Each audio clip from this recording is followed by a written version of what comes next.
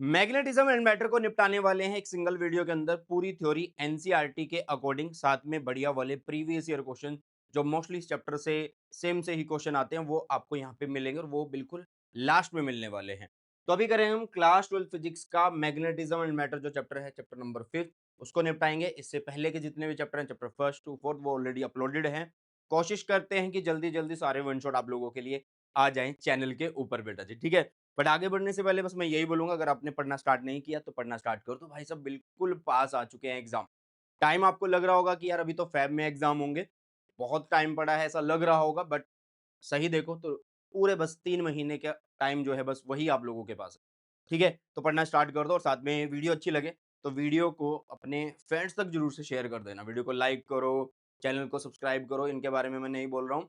हाँ, वीडियो को शेयर ज़रूर कर देना यार, ठीक है? तो चलिए स्टार्ट करते हैं आज की हमारी इस वीडियो को। और सबसे पहले बोलूँगा कि जो टेलीग्राम चैनल है बेटा सुनील जांगड़ा सर के नाम से, इसको ज़रूर से जॉइन कर लेना, क्योंकि जितने भी मेरे नोट्स हैं, लेक्चर नोट्स हैं, फॉर्मूला शीट है या मेरी जो भी लाइव क्लास होती है, फ्री लाइव क्लास होती है, उन सबका लिंक आप लोगों को यहाँ पे मिल जाएगा। टेलीग्राम चैनल है सुनील जांगड़ा सर के नाम से, लिंक डिस्क्रिप्शन बॉक्स में है। इसको ज़रूर से जॉइन कर लेना बेटा जी, ठीक है? तो आगे बढ़ते हैं।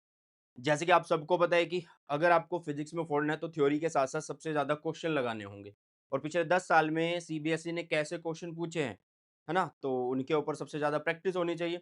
तो अभी के लिए आपके सामने एक बढ़िया वाली बुक है यार, ओसवाल गुरुकुल की तरफ से आती है, जिसमें आपको फिजिक्स, केमिस्ट्री, मैथ्स और इंग्लिश मिलता है, या फिर इंग्लिश, फिजिक्स, केमिस्ट्री या बायो मिलता है। मतलब ये साइंस स्ट्रीम वालों के लिए एक ही बुक में आपको 4-4 सब्जेक्ट के प्रीवियस ईयर क्वेश्चन मिल रहे हैं। इस बुक का लिंक आपको डिस्क्रिप्शन बॉक्स में मिल जाएगा। बढ़िया वाली बुक है, न्यू पैटर्न पे बेस्ड है और अच्छे क्वेश्चन है, एरर नहीं है कोई भी इस बुक के अंदर। स्कैन कर सकते हो, ठीक है? या फिर लिंक दिया हुआ डिस्क्रिप्शन बॉक्स में, वहाँ से आप जा सकते हो बेटा जी सीधा बाय लिंक के ऊपर, मतलब बाय करने का जो ऑप्शन है। तो अभी स्टार्ट करते हैं चैप्टर को, मैग्नेटिज्म एंड मैटर। बहुत सारी चीज़ें हैं, मैंने पहले बोला कि नोट्स ऑलरेडी बनाए गए हैं, इन नोट्स को मैं बिल्कुल अच्छे से तुम्हें समझा दूँगा बेटा जी, ठीक है? तो चलिए स्टार्ट करते हैं आज के हमारे इस सेशन को। तो सबसे पहले मैग्नेटिज्म मैटर के अंदर आएगा कि मैग्नेटिज्म क्या होता है?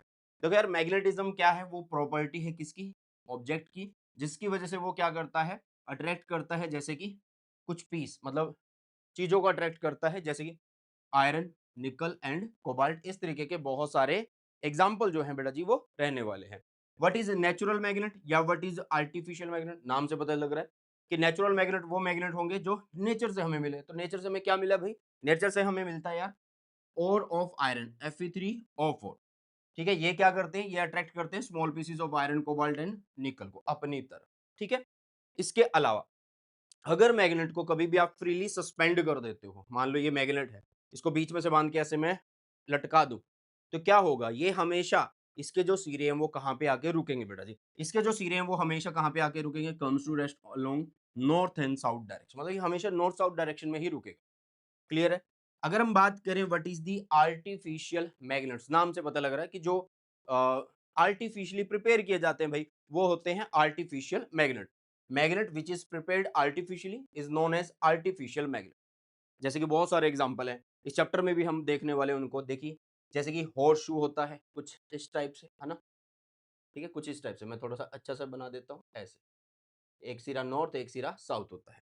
इसी तरीके से एक बार मैग्नेट होता है बेटा जी, है ना? मैग्नेटिक नीडल होती है। ये सारे एग्जांपल किसके हैं? आर्टिफिशियल मैग्नेट्स के हैं। ठीक है? तो इस पूरे चैप्टर के अंदर हमारा फोकस रहेगा बार मैग्नेट के ऊपर। बार मैग्नेट क्या है? जैसे यार ऐसे एक हम पीस लेंगे जिसमें ये नॉर्थ, ये साउथ होने वाला है, तो ये एक बार मैग्नेट कहलाएगा।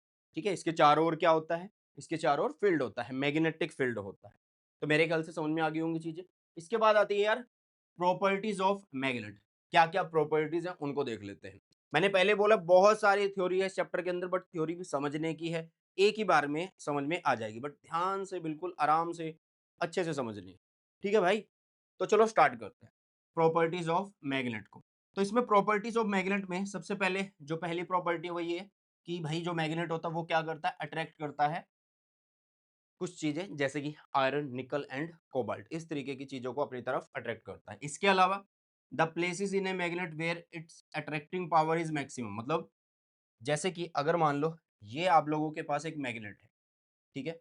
मान लेते हैं इसमें एक पोल नॉर्थ है, एक साउथ है। इसमें क्या होता है कि जो सिरे होते हैं वहां पे क्या होता है? अट्रैक्टिंग पावर इसकी ज्यादा होगी, ठीक है? The places in a magnet where its attracting power is maximum, उन्हें क्या बोलते हैं हम? पोल बोलते हैं। मतलब सिरों पे ना इसके चिपकाने की जो ताकत है वो ज्यादा होती है, तो इनको बोलते हैं पोल्स। ठीक है, समझ में आया? और जहां पे कम होती है उसे क्या बोलेंगे? न्यूट्रल रीजन बोलने वाले। समझ में आई बात? थर्ड क्या कहता है? ए freely suspend bar magnet align itself in north south direction of earth. जब भी आप क्या करोगे, जब भी आप इसको क्या करने वाले हो बेटा जी, जब भी आप इसको ऐसे लटकाने वाले हो, तो अर्थ का जो भी नॉर्थ और साउथ है, तो मैग्नेट का मतलब मैग्नेट उसी डायरेक्शन में आके रुकेगा। मतलब जैसे कि मान लो नॉर्थ इधर है, साउथ इधर है, तो मैग्नेट को जब मैंने लटकाया तो ये ऐसे आने वाला है, नॉर्थ साउथ में आने वाला है। ठीक है, चलो। लाइक पोल जो होते हैं वो क्या करते हैं? एक दूसरे को रिपेल करते हैं, और अनलाइक पोल एक दूसरे को क्या करेंगे बेटा जी?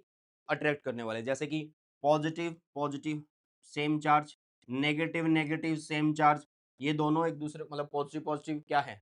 रिपेल करते हैं। नेगेटिव नेगेटिव क्या करते हैं भाई? रिपेल करते हैं, है ना? और साथ में पॉजिटिव नेगेटिव अगर है तो वो अट्रैक्ट करेंगे। तो इस तरीके से नॉर्थ नॉर्थ रिपेल करेंगे, साउथ साउथ रिपेल करेंगे, और नॉर्थ साउथ अट्रैक्ट करने वाले। अगर हम बात करें मैग्नेटिक पोल जो होते हैं वो हमेशा पेयर में मिलेंगे। कभी भी आप ऐसा नहीं बोल सकते कि सिर्फ एक पोल मुझे मिला है, नॉर्थ पोल है या साउथ पोल है, सिर्फ आप ऐसा नहीं बोल सकते बेटा जी। ठीक है, मतलब हमेशा ये पेयर में ही एग्जिस्ट होने वाले हैं।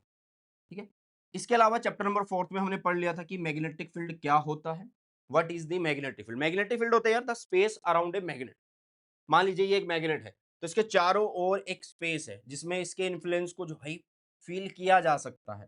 ठीक है, तो उसे क्या बोलते हैं? The space around a magnet within which its influence can be experienced is known as क्या भाई? It's magnetic field. Okay, the line joining the two pole of a magnet is known as magnetic axis. मतलब जैसे कि अगर यार यहाँ पे एक हो जाए मेरे पास ये साउथ और ये नॉर्थ, तो अगर ये लाइन इसको ऐसे जोड़ रही है, दोनों पोल्स को जोड़ रही है, तो ये आपका क्या होने वाला है भाई? मैग्नेटिक एक्सिस होने वाला है।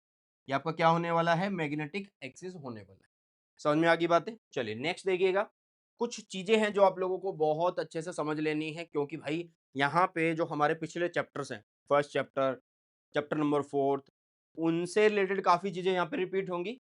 बट हम यही बोलेंगे कि भाई वहां पे ये चीजें हमने पढ़ ली हैं। दैट्स वाई कुछ चीजें जो मैं पहले से बता देता हूँ। जैसे कि मान लीजिए ये जा रहा है मैग्नेटिक फील्ड, है ना, बी।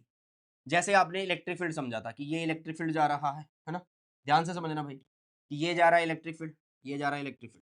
इस इलेक्ट्रिक फील्ड में अगर हम कोई भी पॉजिटिव चार्ज रख दें या कोई भी नेगेटिव चार्ज रख दें तो उस पर एक फोर्स लगती थी जिसको हम लिखते थे F is equal to q into में ई से लिखते थे। सेम मैग्नेटिक फील्ड में भी यही चीज है। मतलब जो पोल्स हैं उनके केस में यही सीन है। बी माना हमने इधर जा रहा है, इसमें मान लेते हैं कि कोई भी एक पोल है जिसकी पोल स्ट्रेंथ कितनी है, तो उसके ऊपर एक फोर्स लगने वाली है जिसको लिखेंगे F vector is equal to m B vector से। या फिर बी को हम कैसे लिख सकते हैं? एफ बाई एम से। जैसे हम इलेक्ट्रिक फील्ड को लिख पाते थे कैसे भाई? चार्ज बाय में, सॉरी फोर्स बाय में चार्ज से। किससे लिख पाते थे बेटा जी? फोर्स बाय में चार्ज से हम लिख पाते थे, ऐसे ही लिख पाते थे। तो ऐसा ही हम यहाँ पे लिखने वाले हैं। अब इसके अलावा जैसे हमने फर्स्ट चैप्टर्स में पढ़ा था कि भाई पॉजिटिव नेगेटिव दो चार्ज होते हैं, ऐसे ही हमारे पास पोल स्ट्रेंथ भी दो तरीके से होती है। जैसे कि एक नॉर्थ पोल है, उसकी पोल स्ट्रेंथ प्लस एम बोल सकते हैं, साउथ पोल है उसकी पोल स्ट्रेंथ माइनस एम बोल सकते हैं। बट माइनस और प्लस का मतलब जस्ट फॉर डायरेक्शन है भाई। वहां जैसे कि नॉर्थ है उससे फील्ड लाइंस बाहर निकल रही हैं, साउथ में एंटर कर रही हैं बेटा जी। ठीक है, इतना आपको याद रखना है। अब जैसे कि आपको पता है अगर मुझे इलेक्ट्रिक फील्ड लिखना है किसी एक पॉइंट चार्ज की वजह से, तो मैं के लिखता था, साथ में जिस चार्ज की वजह से लिखना है वो लिखूंगा, नीचे जितने डिस्टेंस पे लिखना है वो लिखूंगा। सेम बी यहाँ पे वैसे ही लिखेंगे। कैसे? देखो जी, B vector is equal to क्या होगा? के कांस्टेंट लिखेंगे। यहाँ पे चार्ज है, प्लस माइनस कुछ भी हो सकता था। यहाँ पे प्लस माइनस कौन है भाई? पोल स्ट्रेंथ है। तो यहाँ पे आ जाएगी पोल स्ट्रेंथ बाय में जितना डिस्टेंस। यहाँ पे जो के की वैल्यू कांस्टेंट की वो म्यू नॉट अपॉन में 4 पाई है। तो फॉर्मूला बन गया आप लोगों के पास क्या? 4 के की जगह आ जाएगा म्यू नॉट अपॉन में 4 पाई बेटा जी। ये हो गया एम और ये हो गया आर स्क्वायर। ये हो गया मेरे पास बी का फॉर्मूला। तो मेरे ख्याल से सारी बातें आपको क्लियर आ गई होंगी समझ में कि लास्ट चैप्टर से किस तरीके से ये चैप्टर रिलेटेड है। ठीक है, अब आ जाते हैं मैग्नेटिक पोल्स। ठीक है, सॉरी मैग्नेटिक डाइपोल्स। जैसे हमने इलेक्ट्रिक डाइपोल पढ़ा था वैसे ही मैग्नेटिक डाइपोल है। मैग्नेटिक डाइपोल में क्या है भाई? ये भी क्या है? एक सिस्टम है जिसके अंदर दो पोल स्ट्रेंथ होती हैं जो कि इक्वल एंड अपोजिट होंगी। अपोजिट सिर्फ डायरेक्शन के लिए है, वैल्यू बिल्कुल सेम है। ओके बेटा, तो ये हमने एक बार मैग्नेट लिया जिसकी पोल स्ट्रेंथ साउथ की m है और नॉर्थ की भी m है बेटा जी। अब ध्यान से देखना कि जो पोल स्ट्रेंथ है वो थोड़ी-सी अंदर बनी हुई है, जिसको हम बोलते हैं मैग्नेटिक लेंथ। मतलब पोल टू पोल का जो लेंथ है वो मैग्नेटिक लेंथ बोला जाता है और बिल्कुल बाहर से बाहर का पॉइंट जो है, उसको हम बोलते हैं इसकी जियोग्राफिक लेंथ बेटा जी। ऐसे ही आप किसी भी हॉर्स शू मैग्नेट वाले में भी शो कर सकते हैं, ये नॉर्थ, ये साउथ बेटा जी। तो है क्या यहाँ पे मैग्नेटिक डाइपोल? भाई जैसे हमने एक सिस्टम बनाया था, जैसे प्लस और माइनस चार्ज का एक सिस्टम है, वैसे यहाँ पे ये एक सिस्टम है 2 पोल स्ट्रेंथ का। मैग्नेटिक डाइपोल मूवमेंट क्या होती है? भई जो मैग्नेटिक डाइपोल मूवमेंट हमने पहले सीखी है, सॉरी इलेक्ट्रिक डाइपोल मूवमेंट हमने पहले सीखी है, वो क्या था? वो था P is equal to Q into में 2A, है ना?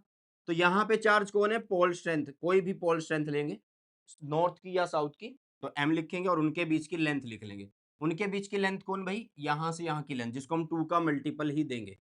किसका मल्टीपल देंगे बेटा? 2 का मल्टीपल देंगे और मैग्नेटिक डाइपोल की जो डायरेक्शन है वो हमेशा कहाँ से कहाँ होगी?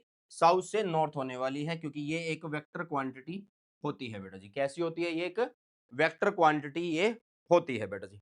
समझ में आ गई हैं बातें? अच्छा, बहुत सारे बच्चे सोचेंगे कि ये 12 कौन-सी लेंथ है? जियोग्राफिक लेंथ है या अंदर वाली लेंथ? अंदर वाली लेंथ है। ये होता है हमारे पास मैग्नेटिक लेंथ बेटा। क्या होता है? Magnetic length. अगर हम इसकी एसआई यूनिट की बात करें तो एसआई यूनिट इसकी हम एम्पियर मीटर स्क्वायर से ही लिखते हैं। किससे लिखते हैं? एम्पियर मीटर स्क्वायर से ही लिखने वाले हैं। तो मेरे ख्याल से इतना बेसिक अच्छे से समझ में आ गया होगा। ओके, चलो। अब कुछ इंपॉर्टेंट चीजें हैं बेटा जी, ये आपको बहुत अच्छे से ध्यान में रख लेनी है। जो यहाँ पे मैं तुम्हें चीजें बताने वाला हूँ, इनको बहुत अच्छे से ध्यान में रख लेना है। जैसे इफ ए मैग्नेट जिसका मैग्नेटिक मोमेंट m है और पोल स्ट्रेंथ m है, ठीक है? मतलब अगर आपके पास एक मैग्नेट है जिसका मैग्नेटिक मोमेंट m है और पोल स्ट्रेंथ इसकी m है, ठीक है? इसको हम क्या कर रहे हैं? कट कर रहे हैं into 2 equal parts along its length, ठीक है? अलोंग इट्स लेंथ मतलब ऐसे कट कर रहे हैं, ऐसे कट कर रहे हैं। तो आप देखो कि क्या होगा कि इसकी जो पोल स्ट्रेंथ है वो भी आधी हो जाएगी और जो इसकी मैग्नेटिक मोमेंट है बेटा जी वो भी आधी हो जाएगी। ये आपको याद रखना है। देखो ना, इसको ऐसे कट कर रहे हो, ठीक है? पहले इस पूरे की पोल स्ट्रेंथ m है, तो उसको ऐसे कट कर दिया तो आधा ऊपर आधा नीचे, तो पोल स्ट्रेंथ आधी-आधी होगी भी, इधर से भी और इधर से भी, ठीक है? लेकिन अगर मैं इसी मैग्नेट को अगर बीचों-बीच कट कर दूँ ऐसे, तो क्या होगा? पोल स्ट्रेंथ तो अभी भी वही की वही है साइडों वाली, है ना? तो वो तो सेम है भाई। बट मैग्नेटिक मोमेंट अभी भी क्या है? आधी है। क्यों? क्योंकि मैग्नेटिक मोमेंट क्या है भाई? मैग्नेटिक मोमेंट तो m इंटू में 2l है और 2l यहाँ पे कितना कर दिया हमने? आधा कर दिया ना लेंथ। लेंथ यहाँ पे कितनी कर दी भाई? आधी कर दी है, ठीक है? समझ में आ रही है मेरी बातें या नहीं आ रही है? जल्दी से एक बार फटाफट से बता दो। अगर हम ऊपर वाले के अकॉर्डिंग m लिखे तो m क्या होगा? पोल स्ट्रेंथ वही m रहेगी। लेंथ उसमें कितनी है?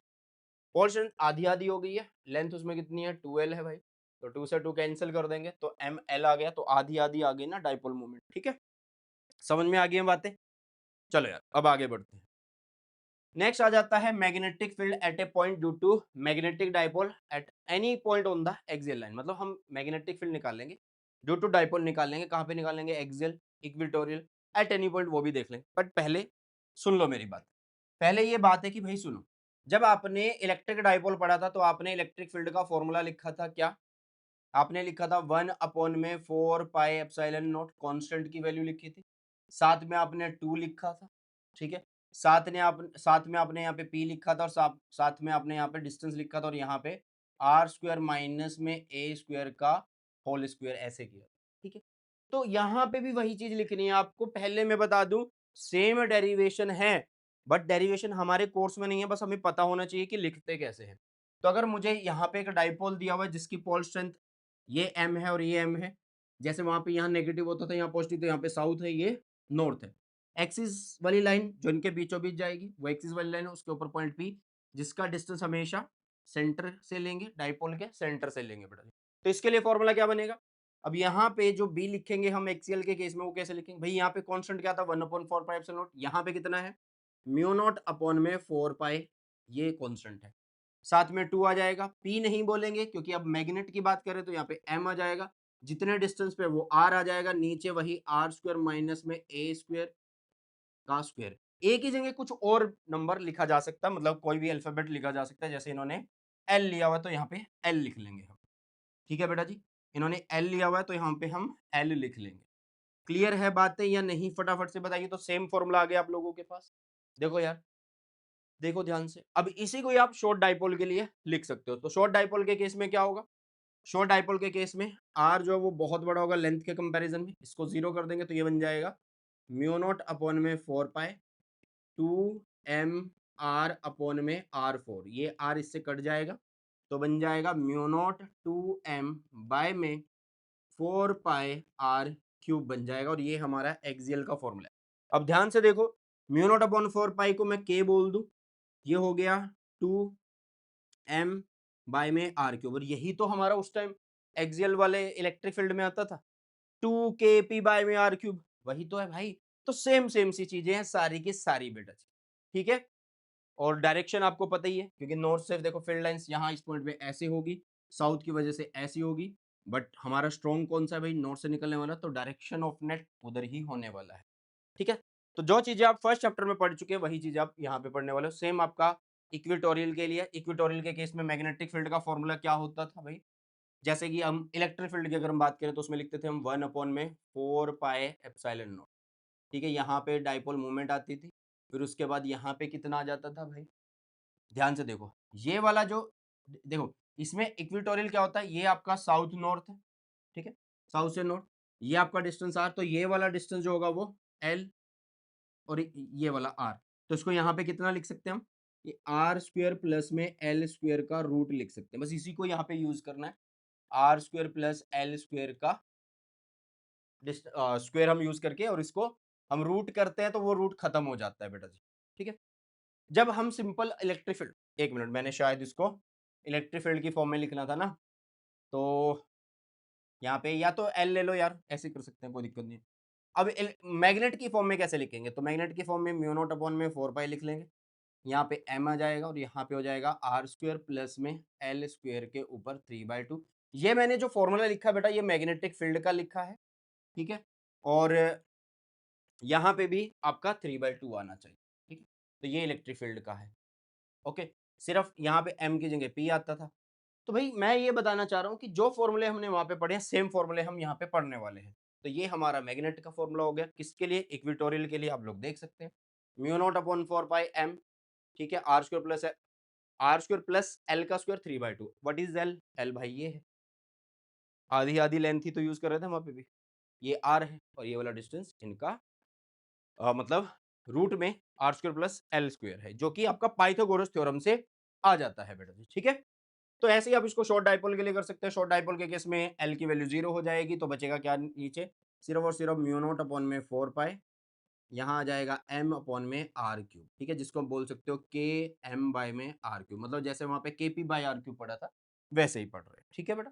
चलो, वेरी वेरी इंपॉर्टेंट टॉपिक आ जाता है बेटा जी, वेरी वेरी इंपॉर्टेंट टॉपिक है ये, ठीक है, बहुत ही ज्यादा इंपॉर्टेंट है। किस हिसाब से इंपॉर्टेंट है ये? इस हिसाब से इंपॉर्टेंट है क्योंकि इसके ऊपर भाई एनसीईआरटी में भी क्वेश्चन है, और प्रीवियस ईयर में भी एक दो बार, इसमें से एक दो बार नहीं, तीन चार बार क्वेश्चन आया है, तीन चार बार, और इवन मैंने भी डाला हुआ है, इसी वीडियो के लास्ट में आपको क्वेश्चंस मिल जाएंगे बेटा जी, ठीक है।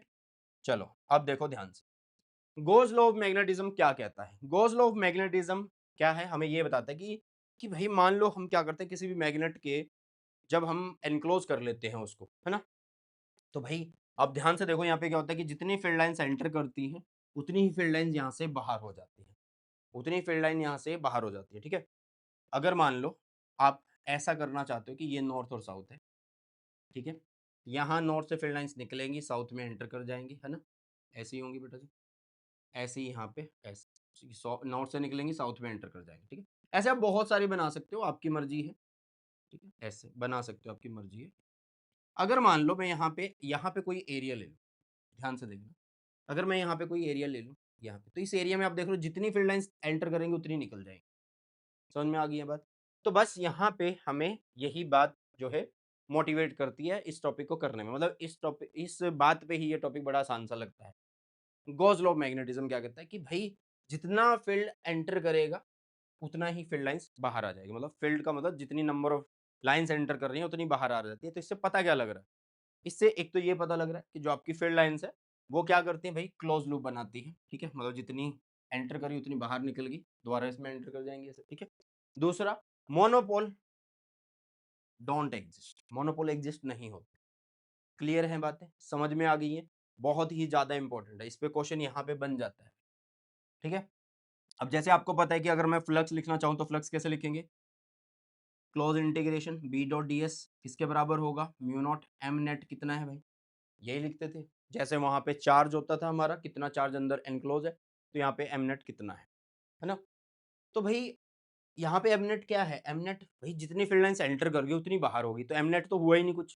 इसलिए दैट्स व्हाई वो 0, तो ये 0, तो इसका मतलब ये सारे का सारा इसके बराबर जो है 0 आने वाला है। मतलब integration B dot d s वो 0 के बराबर आ जाएगा, ठीक है? तो ये 2 पॉइंट्स हमेशा याद रखना है कि एक तो यहाँ से पता लग गया कि ये क्लोज़ लूप बनाती है, दूसरा कि मोनोपोल एक्सिस्ट नहीं होते हैं।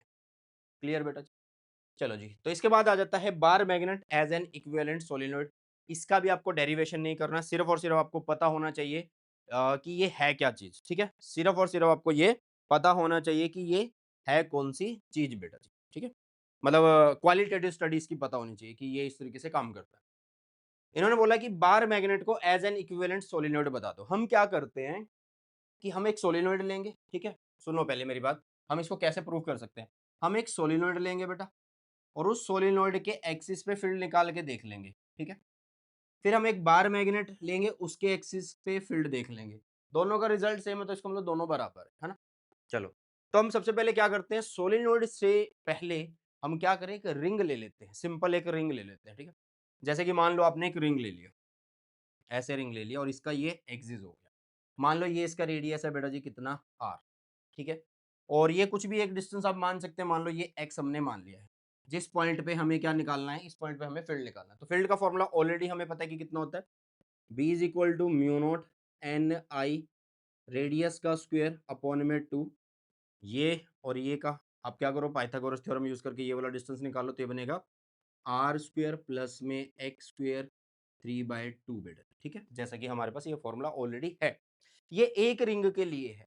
तो यहाँ पे नंबर ऑफ टर्न्स मैंने क्यों मल्टीप्लाई करे? भाई हो सकते हैं ना, वो एक बोलेगा तो एक मल्टीप्लाई कर देंगे, 2 बोलेगा 2, बहुत सारे बोलेगा तो बहुत सारे, तो यहाँ पे हम n मल्टीप्लाई कर सकते हैं, ठीक है? तो एक रिंग के लिए हमारे पास ये आ गया, है ना? अगर मान लो मैं ये वाला डिस्टेंस बहुत ज़्यादा बड़ा कर दूँ, ठीक है? कि मतलब x बहुत बड़ा हो जाए किससे? कैपिटल R से। तो ये वाला फॉर्मूला क्या बन जाएगा यार? क्योंकि हम क्या कर रहे हैं, हम सोलेनोइड के एक्सिस पे फील्ड निकालना चाहते हैं तो बहुत दूर निकाल सकते हैं ना भाई। तो अभी के लिए हमने सबसे पहले एक रिंग लिया हुआ, तो एक रिंग की वजह से निकाल रहे हैं पहले। चलो जी, तो यहाँ पे क्या आने वाला है बेटा, ध्यान से सुनना। अगर एक्स बड़ा है किससे, बहुत बड़ा है किससे, आर से, तो आर को नेग्लेक्ट कर दो। बट ऊपर से नहीं होगा, मल्टीप्लीकेशन से नहीं होता, नीचे से होगा, यहाँ से खत्म कर देंगे तो बनेगा बी इज इक्वल टू कितना, mu naught n I, r square ऊपर पड़ा है, नीचे हो गया कितना 2, आर उड़ा दिया, एक्स स्क्वायर है उसके ऊपर 3/2, तो सिर्फ और सिर्फ एक्स क्यूब बचा है। क्या मेरी बात समझ में आई है? क्या मेरी बात समझ में आई है या नहीं आई है? ठीक है। अब हमें क्या करना है, अब हमें कुछ ऐसा करना है कि भाई नंबर, एक मिनट सुनो, सिंगल रिंग के लिए लिख रहे थे तो आप एन की वैल्यू 1 कर सकते हो, बट अगर मैं सोलेनोइड के लिए लिख रहा हूँ तो सारे नंबर ऑफ टर्न्स मैंने मल्टीप्लाई कर दिए हैं, तो आप बोल सकते हो कि मैंने सोलेनोइड के लिए ये फॉर्मूला लिख दिया है। क्या ये वाला फॉर्मूला हमारा मैच कर रहा है वहाँ पे एक्सियल वाले से? क्योंकि एक्सियल वाले में क्या फॉर्मूला आता था? एक्सियल वाले में फॉर्मूला आता था 2 m, ठीक है? और साथ में नीचे क्या होता था बेटा जी? 4, सॉरी म्यू नॉट अपॉन में 4 पाई, ये वाला फॉर्मूला, और यहाँ पे r क्यूब, यही आता था। तो कुछ ऐसा फॉर्मूला हम बना लेंगे, r की जगह x लिख लेंगे क्योंकि हमने इस डिस्टेंस को x माना है, तो यहाँ पे हम x लिख लेते हैं, ठीक है? ओके, समझ में आ गई बात है? अब सुनो, अब इस फॉर्मूले को और इस फॉर्मूले को देखो, यहाँ तो m आ रहा है, यहाँ पे m है नहीं है। तो एक काम करते हैं, मुझे ये पता है कि जो m का फॉर्मूला होता है वो होता है m is equal to I into में a, मीन्स आई, a को मैं क्या पाई आर स्क्वायर लिख सकता हूँ। सर ये क्यों लिख रहे हो भाई, इस रिंग का ही तो एरिया लिख रहा हूँ, है ना? चलो तो पाई आर स्क्वायर लिख सकते हैं, तो इसका मतलब यहाँ पे आई और आर स्क्वायर तो पड़ा हुआ है, आई और आर स्क्वायर तो पड़ा हुआ है, साथ में अगर मैं यहाँ पाई और पाई मल्टीप्लाई कर दूं ऊपर नीचे, तो अब बात बन सकती है, क्योंकि देखो n I pi r square, ठीक है? N I pi r square ये बन जाएगा m भाई साहब, ठीक है? सर यहाँ तो m मल्टीप्लाई नहीं किया भाई, सॉरी n मल्टीप्लाई नहीं किया भाई, वो सिंगल रिंग के लिए लिखा था, अगर बहुत सारे टर्म्स है तो n को मल्टीप्लाई कर देंगे ना, क्या दिक्कत है? तो n I pi r square जो है वो मेरा m हो चुका है, तो इसका मतलब ये बन गया फॉर्मूला क्या, म्यू नॉट, ठीक है? ये हो गया m, नीचे हो गया कितना 2, एक्स क्यूब बेटा जी, और साथ में पाई पड़ा हुआ है ना, नीचे वाला तो कहीं गया नहीं, नीचे वाला तो कहीं पे एडजस्ट हुआ नहीं ना, तो वो तो पड़ा है। क्या अब मेरा फॉर्मूला यहाँ पे मैच कर रहा है? नहीं, अभी भी नहीं मैच कर रहा, क्योंकि ऊपर 2 है और नीचे 4 पाई है। तो भाई इसका मतलब ऊपर 2 है, तो मैं यहाँ पे 2 बनाऊँ तो यहाँ पे 2 मल्टीप्लाई कर दूँ, नीचे एक और 2 मल्टीप्लाई कर दूँ तो 4 हो गया। तो देखो ध्यान से, म्यू नॉट 2m अपॉन में 4 पाई एक्स क्यूब, यही तो मेरा फॉर्मूला है एक्सियल, जो हमने बार मैग्नेट में पढ़ा था। वही मेरा सोलेनोइड के एक्सिस पे आ रहा है। ठीक है, सोलेनोइड के एक्सिस पे आ रहा है, तो यहाँ पे वो बात मैंने लिख दी है। On axial point of solenoid at large distances magnetic field is analogous to magnetic field of a bar magnet at axial point. तो इसलिए आप बोल सकते हैं कि आपका जो बार मैग्नेट है वो इक्विवेलेंट है सोलेनोइड के, या सोलेनोइड जो है इक्विवेलेंट है सोलेनोइड के, या सोलेनोइड जो है इक्विवेलेंट है किसके? बार मैग्नेट के। ठीक है बेटा, समझ में आ गई होगी बातें। चलो, इसके बाद थोड़ा-सा बोरिंग सा शुरू हो जाता है यार चैप्टर, सिर्फ 5 मिनट के लिए, बट उसके बाद डाया, पैरा, फेरो आ जाते हैं तो बहुत अच्छा लगेगा तुम्हें। यहाँ पे कुछ एनालॉजी है, मतलब समानताएँ हैं, कुछ चीज़ें हैं। पहले चैप्टर्स के कंपैरिज़न में और इस चैप्टर के कंपैरिज़न में क्या-क्या बातें हैं उसको हम देख लेते हैं। जैसे यहाँ पे क्या है कि भई इलेक्ट्रोस्टैटिक में हमने पढ़े थे 2 चार्ज, प्लस और माइनस। तो यहाँ पे क्या पढ़ रहे हैं हम? Pole strength. एक नॉर्थ के लिए जिसको प्लस एम बोल सकते हैं, एक साउथ के लिए जिसको माइनस एम बोल सकते हैं। यहाँ पे चार्ज की वजह से फील्ड निकल रहा था, है ना? जिसका वैल्यू आपको पता ही है क्या होता है। यहाँ पे जैसे कि पोल स्ट्रेंथ, उससे फील्ड लाइंस निकलेंगी, तो उसका फॉर्मूला आपको पता ही है। मैंने स्टार्टिंग में सिखा दिया था कि B इज इक्वल टू क्या होगा? म्यू नॉट अपॉन 4 पाई एम बाय में आर स्क्वायर होगा, जितने डिस्टेंस पे लिखना है। तो ये ऑलरेडी चीजें हम डिस्कस कर चुके हैं पहले। ये वाली भी डिस्कस कर चुके हैं कि फोर्स को कैसे लिखेंगे और यहाँ पे फोर्स को कैसे लिखने वाले हैं। साथ में हमने डाइपोल भी चेक कर लिया था, यहाँ पे भी डाइपोल को चेक कर लिया। तो ये बात मैं तुम्हें स्टार्टिंग में ही बता चुका हूँ इस चैप्टर के, तो ज्यादा बड़ा नहीं करते चैप्टर को। चलो, एक्सियल के लिए ऑलरेडी डिस्कस करके आ चुके हैं कि इलेक्ट्रिक फील्ड में 2 के पी आर होता है, r square minus a square square, उसका होल स्क्वायर होता है। और यहाँ पे भाई 2 तो रहेगा, 2 रहेगा, के की जगह मतलब कांस्टेंट की वैल्यू पुट कर दी, म्यू नॉट अपॉन 4 पाई, पी की जगह एम हो गया, आर आर रहेगा, बाकी सारी चीजें वही है भाई। ठीक है, ऐसे ही आप लोगों के पास इक्वेटोरियल के केस में होता है। तो ऑलरेडी ये फॉर्मूले हम डिस्कस कर चुके हैं बेटा जी, इसी चैप्टर के स्टार्टिंग में, इधर वाले, और ये वाले हम फर्स्ट चैप्टर में पढ़ चुके हैं। तो मैंने पहले ही बोला था कि कई चीजें ऐसी होंगी जो आप लोगों को पहले से आती होंगी, बस वो एक बार से देखनी है, इनका कोई भी प्रूफ नहीं करना है दोबारा से इस चैप्टर के अंदर आप लोगों को। ओके, चलो, अब ये चीज हम ऑलरेडी पढ़ चुके हैं कि जो एक्सियल का फील्ड होता है वो 2 टाइम्स ऑफ इक्वेटोरियल होता है, तो ऐसे ही यहाँ पे बी एक्सियल जो होगा वो 2 टाइम्स ऑफ बी इक्वेटोरियल होने वाला है। ये एट एनी पॉइंट का फॉर्मूला है, केपी बाई में आर क्यूब 1 प्लस में जो अंडर रूट में 1 प्लस 3 कोस स्क्वायर थीटा, और यहाँ पे क्या होगा? के की जगह हो जाएगा म्यू नॉट अपॉन 4 पाई, पी की जगह क्या हो जाएगा? एम हो जाएगा, आर वही है क्यूब, बाकी सारी चीजें वही आ रही है भाई। ठीक है, सेम एंगल वगैरह सारी चीजें सेम लिखी जाएंगी जो हमने फर्स्ट चैप्टर में पढ़ी है। ये सिर्फ एनालॉगी है, ये पेपर में आएगी नहीं। हाँ, जिसकी आएगी मैं बता दूंगा कि यार इसको थोड़ा अच्छे से पढ़ लेना, जैसे कि टॉर्क वाले टॉपिक आएंगे, ये वाली चीजें आएंगी पेपर के अंदर, ये वाली चीजें आएंगी पेपर के अंदर। ठीक है, कुलाम्स लॉ दो चार्ज के बीच की फोर्स बताता है, ऐसे ही हम यहाँ पे दो पोल स्ट्रेंथ के बीच की फोर्स लिख सकते हैं, जिसका फॉर्मूला होगा, जैसे यहाँ पे के था 1/4 पाई एप्सिलॉन नॉट, यहाँ पे है के की वैल्यू कितनी? म्यू नॉट अपॉन 4 पाई, और साथ में यहाँ पे चार्जेस Q1 Q2 थे, यहाँ पे M1 M2 बाई में R। यहाँ पे बेटा इलेक्ट्रिक फील्ड में कोई डाइपोल रखते थे तो उस पर टॉर्क लगता था P क्रॉस E, अब भी लगेगा, मैग्नेटिक डाइपोल रखने पे उस पर भी टॉर्क लगेगा, बट P की जगह M क्रॉस B हो जाएगा। यहाँ पे एनर्जी कितनी होती थी? माइनस पी डॉट ई, तो यहाँ पे एनर्जी कितनी होगी मैग्नेट के केस में? P को M लिखेंगे तो माइनस M डॉट बी हो जाएगा। ओके, अब आपको क्या करना था? ऑन स्लाइटली डिस्प्लेसिंग, क्या भाई? डाइपोल को डिस्प्लेस करने में कितना टाइम लग रहा था यूनिफॉर्म इलेक्ट्रिक फील्ड में? तो वो लिखते थे हम कैसे?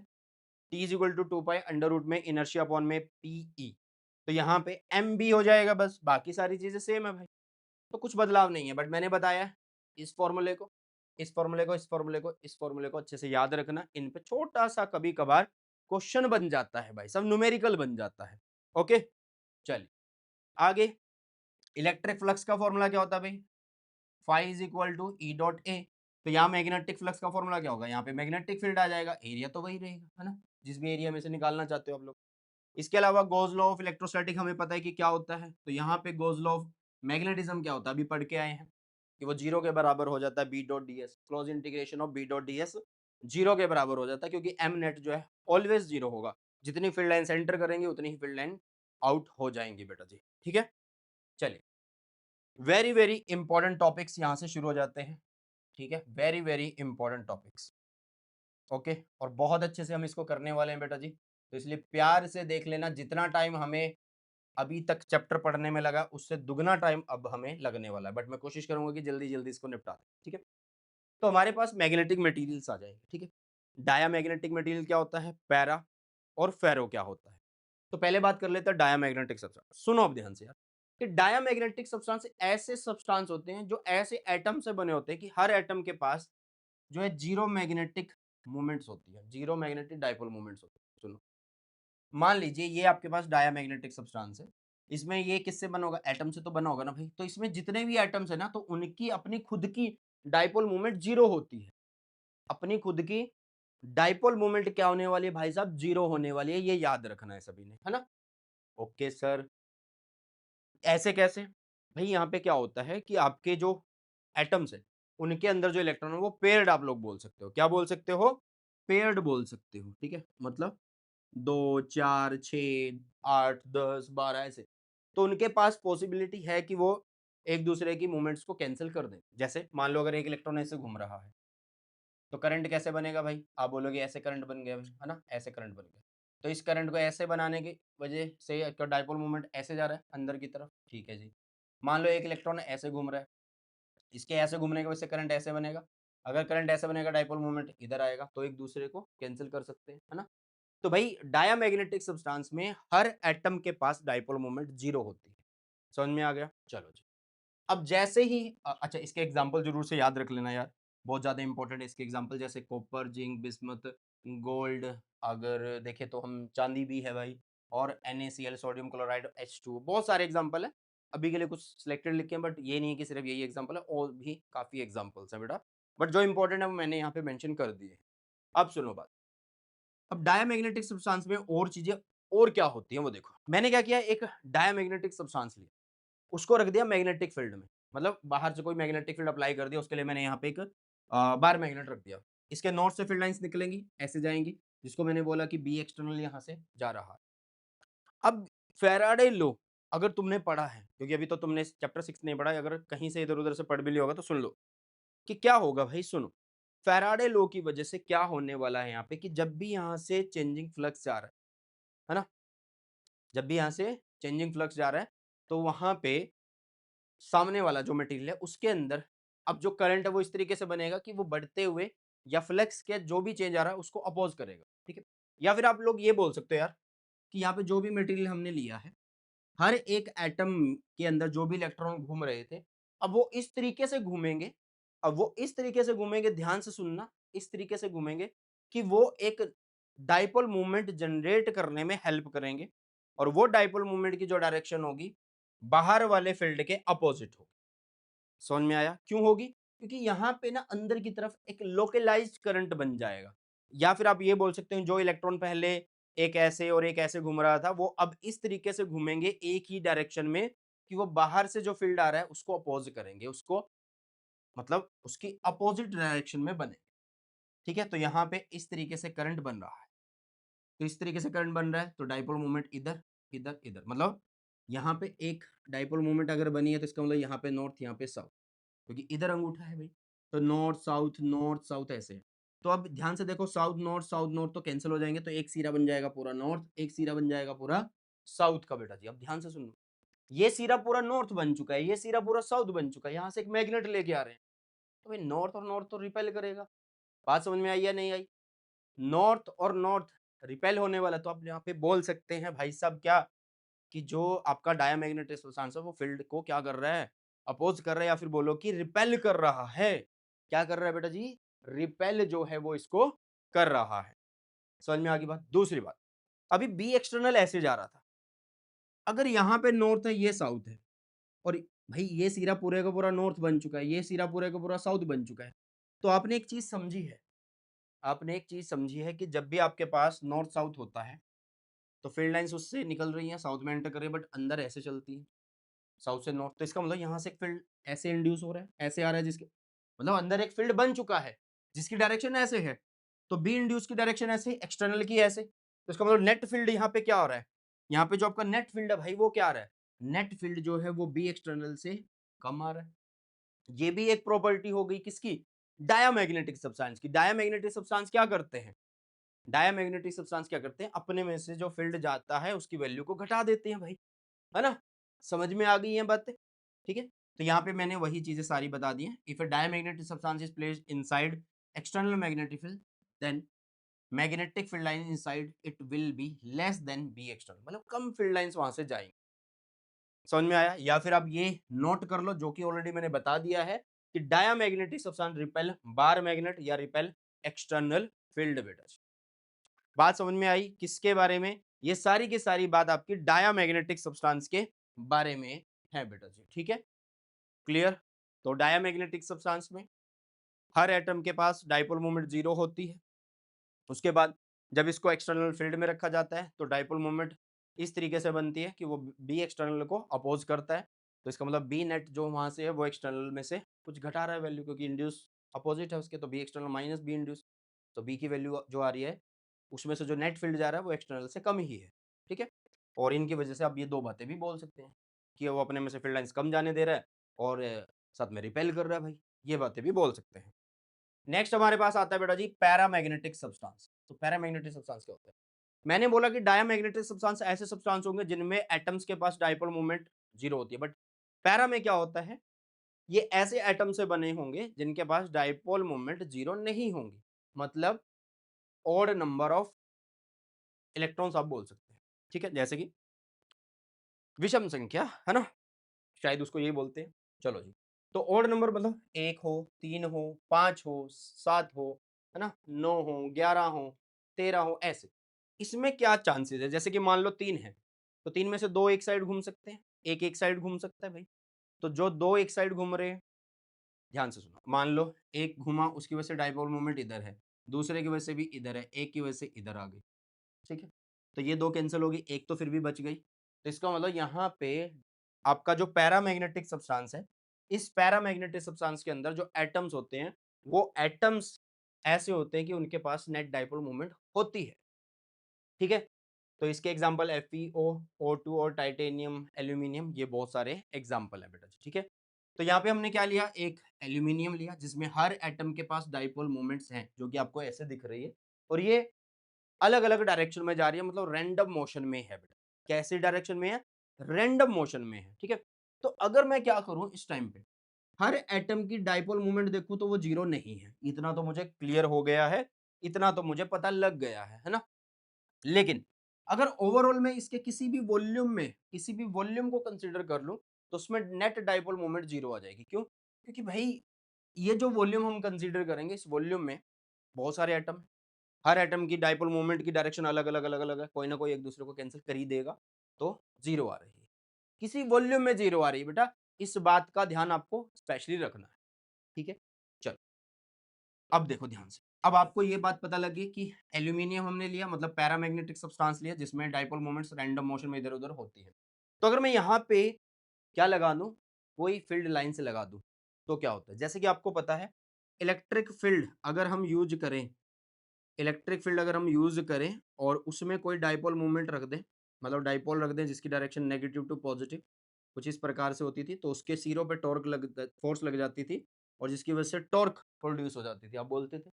तो यहाँ पे जो डाइपोल्स है रैंडम मोशन में है, हमने फील्ड लगाया, तो फील्ड की डायरेक्शन में क्या होगा, मतलब जो डाइपोल्स बने हैं उन पर टॉर्क लगेगी, मतलब सारे के सारे जो डाइपोल्स हैं वो इन the direction of field align होना स्टार्ट हो जाएंगे।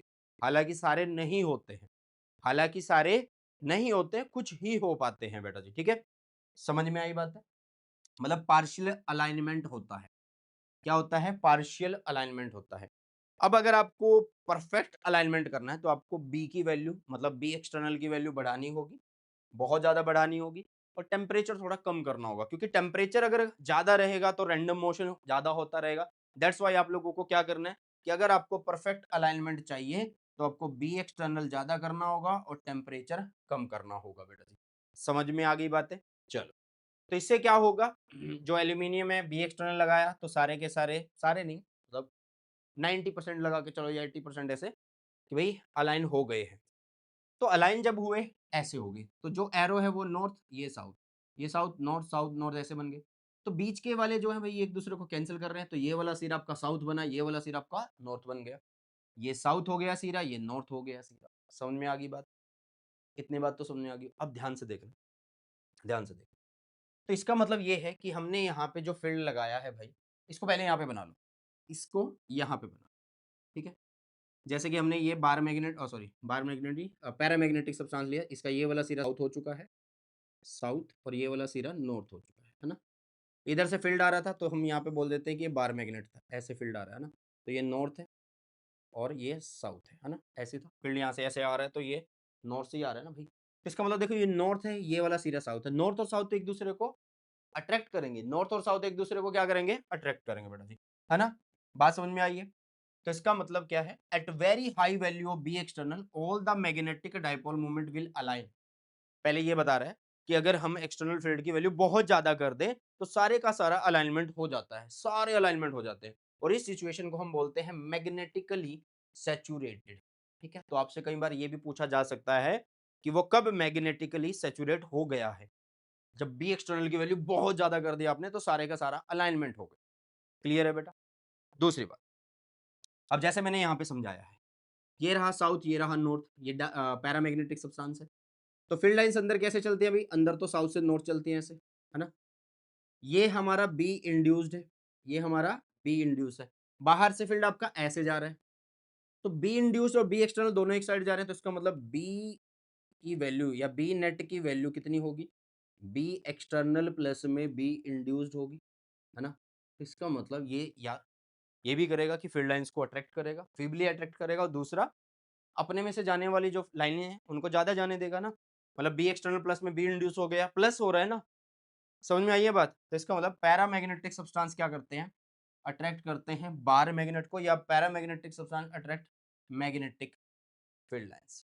क्लियर हो गई बातें? समझ में आ गई हैं चीजें? चलिए आगे बढ़ते हैं।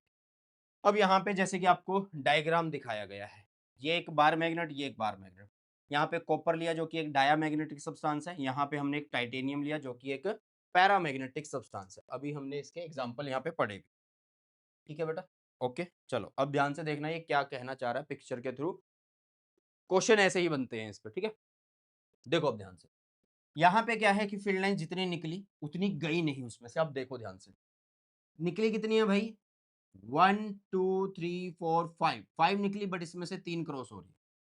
ठीक है, तो इसका मतलब इसने बाकी लाइंस अपने में से जाने नहीं दी भाई, है ना? चलो दूसरी बात, नंबर ऑफ फील्ड लाइंस। ठीक है, यहाँ पे देखो 3 निकली हैं बट जा ज्यादा रही हैं। कितनी जा रही है भाई? 1 2 3 4 5 जा रही है।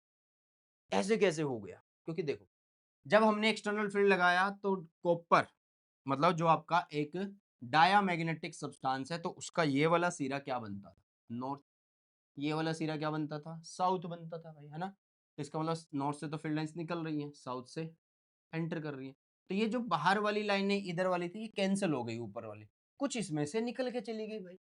समझ में आ गई है? इधर आ जाओ, इसमें क्या होता है? ये वाला साउथ हो जाता है और ये वाला नॉर्थ हो जाता है।